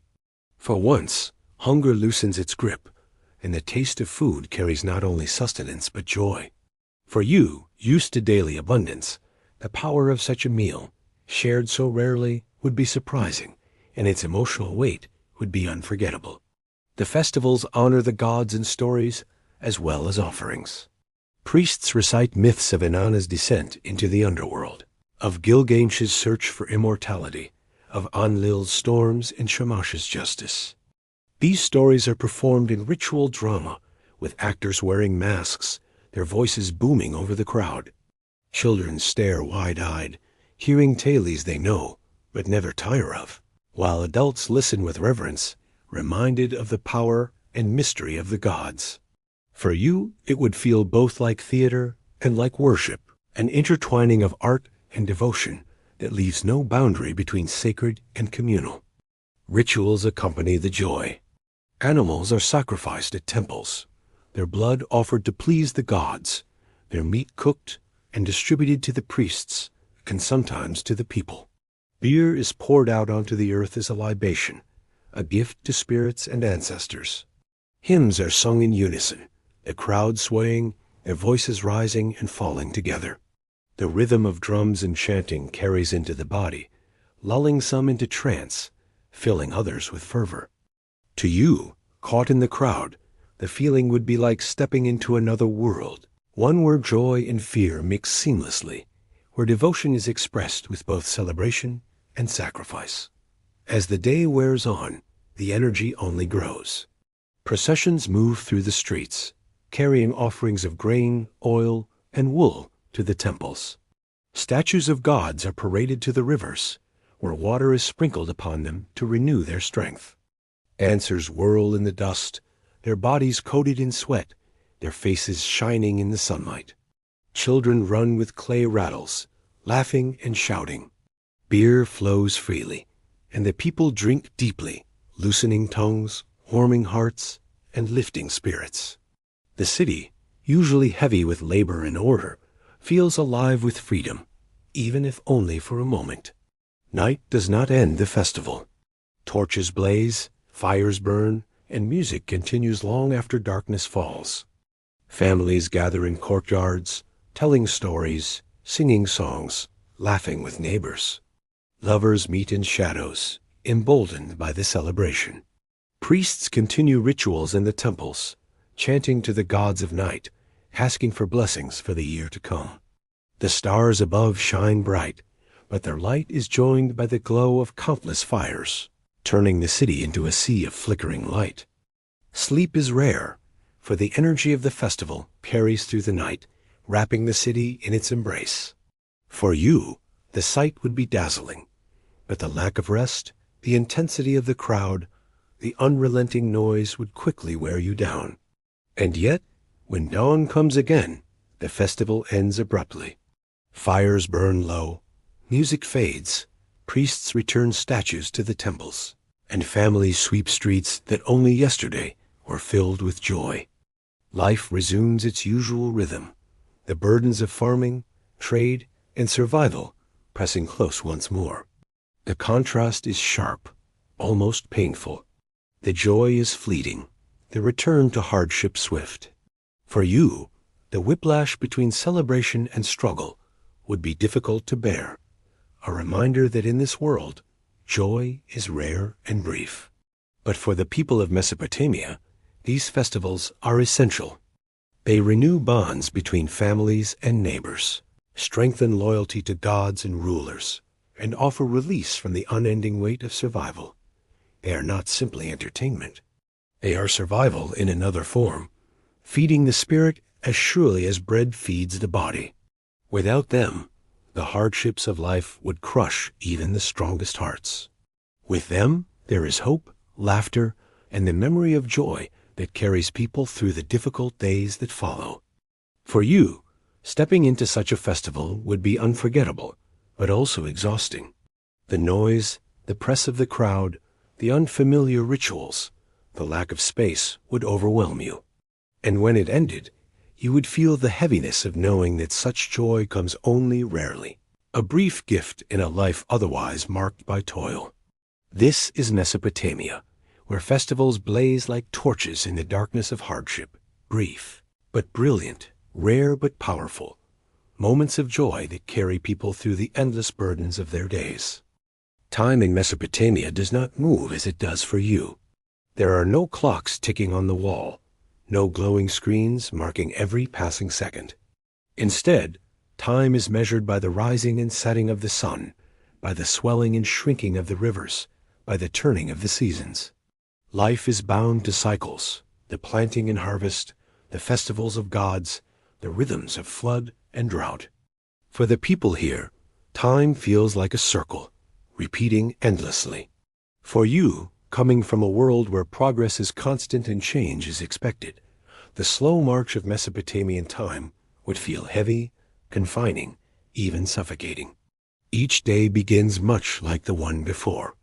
The rooster crows, animals stir, and families rise from reed mats to face the same tasks: grinding grain, baking bread, hauling water, tending animals, repairing walls. Each evening ends the same way, with lamps flickering in courtyards, simple meals shared, prayers whispered before sleep. There is comfort in this repetition, a certainty that tomorrow will mirror today.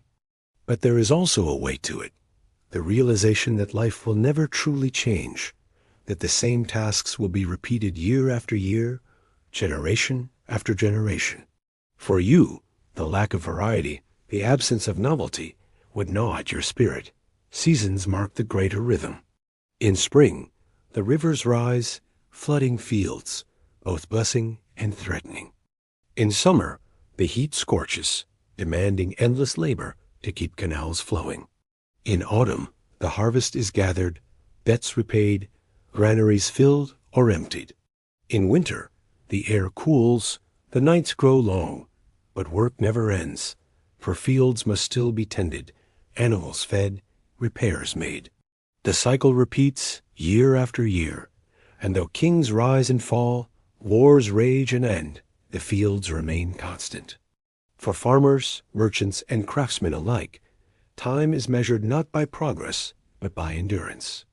The monuments of kings may suggest permanence, but even they crumble with time. Mudbrick walls decay, temples collapse, ziggurats erode under the rain. Generations build and rebuild, patching and repairing, always fighting the decay that time imposes. Nothing lasts long without constant effort. Even the greatest cities fall into ruin, their names remembered only on clay tablets, their walls reduced to mounds of earth. For you, the impermanence of everything, homes, monuments, even entire cities, would be sobering. A reminder that nothing here is secure. Life expectancy is short.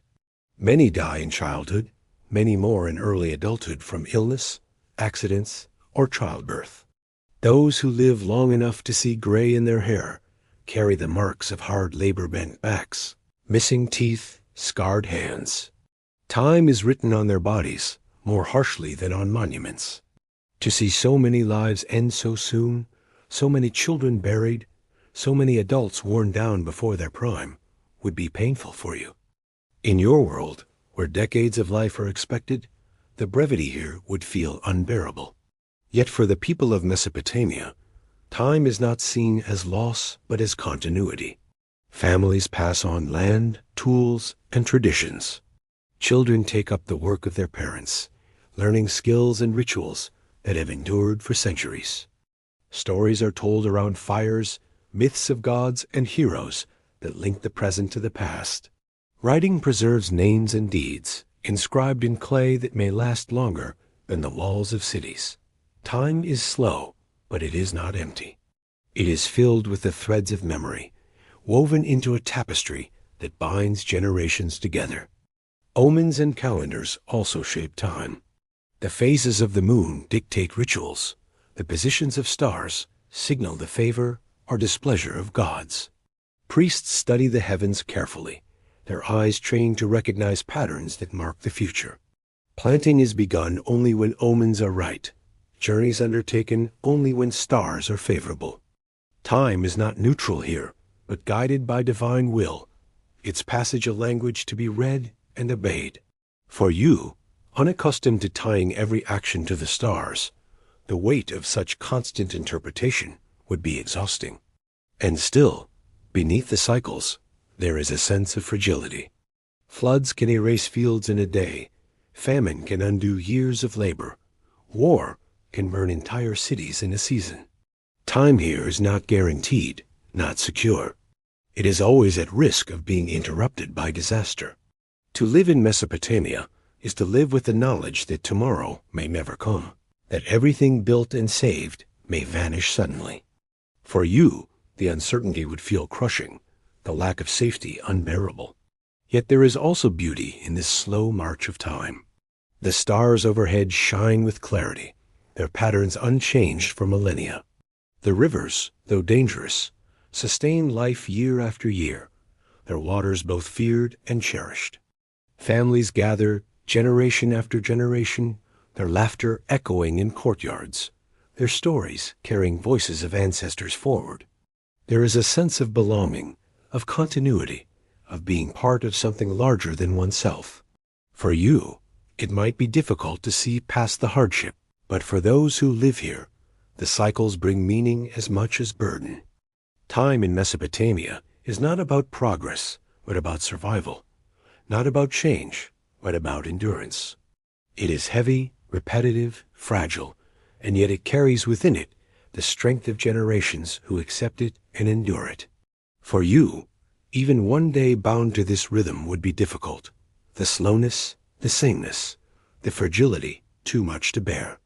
But for the people of Mesopotamia, it is life itself, steady and unyielding, as constant as the rivers that shape their world. This is Mesopotamia, where time marches slowly, where life is bound to cycles of labor and loss, and where endurance, not progress, defines the measure of a day.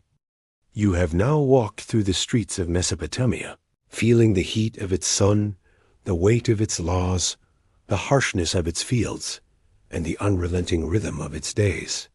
You have seen the grandeur of ziggurats rising above the city, the fragility of mudbrick walls crumbling under rain, and the fleeting joy of festivals lighting up the darkness. You have shared in the barley bread and sour beer, listened to the chants of priests, watched merchants haggle, and heard the cries of children pressed too soon into labor. And through all of it, one truth remains clear: you would not last a day in this ancient world. Its demands are too many, its risks too sharp, its comforts too few. What seems distant in history becomes immediate when you imagine yourself living it, and suddenly the past reveals just how fragile and demanding life once was. Yet even as you realize you could not endure it, you can admire the resilience of those who did. The farmers who bent their backs to the soil, the merchants who risked everything on caravans, the mothers who raised children amid danger, the scribes who pressed words into clay with aching hands, These were lives of strength and persistence.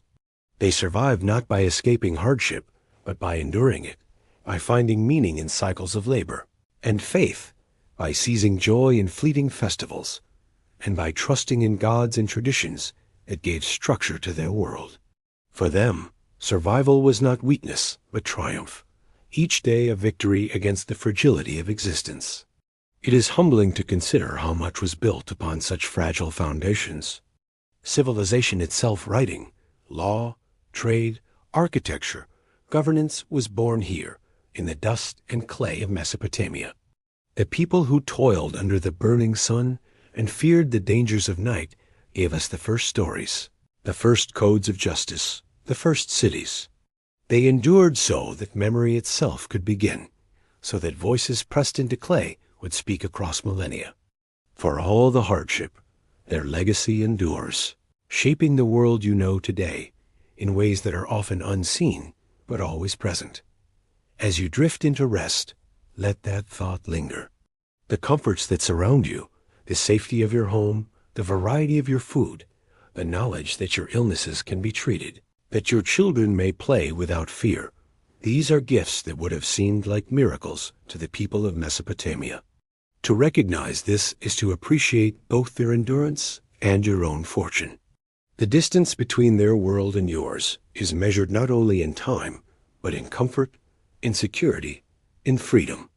And yet, beneath it all, you are bound by the same human need to survive, to love, to tell stories, and to leave something behind. Before you close your eyes fully and let sleep carry you, I invite you to join this journey beyond tonight. If you enjoyed this story, please subscribe to this channel, History for Sleep. It helps us continue creating calm and immersive journeys into the past for you to listen to as you rest. Leave a comment to share what time periods you'd like us to explore, what stories you're curious about, and when you usually listen. Your thoughts help guide where we wander next, and your voice becomes part of this growing community of dreamers who drift into the past each night. So now, breathe deeply. Let the images of Mesopotamia fade, the mud-brick walls, the rivers glinting under moonlight, the sounds of flutes and drums fading into silence. Let the burdens of their world fall away, replaced by the comfort of your own. You have walked among them for a time, felt their struggles and glimpsed their joys. And now you can return, grateful for the softness of your pillow, the safety of your home, the stillness that surrounds you. Sleep well, knowing you have traveled far into the past. And tomorrow, when you wake, the world of Mesopotamia will remain only as a quiet dream. But the lessons of endurance, resilience, and gratitude will stay with you. And the journey will continue, for history is vast, and there are countless more nights to fill with stories. Good night.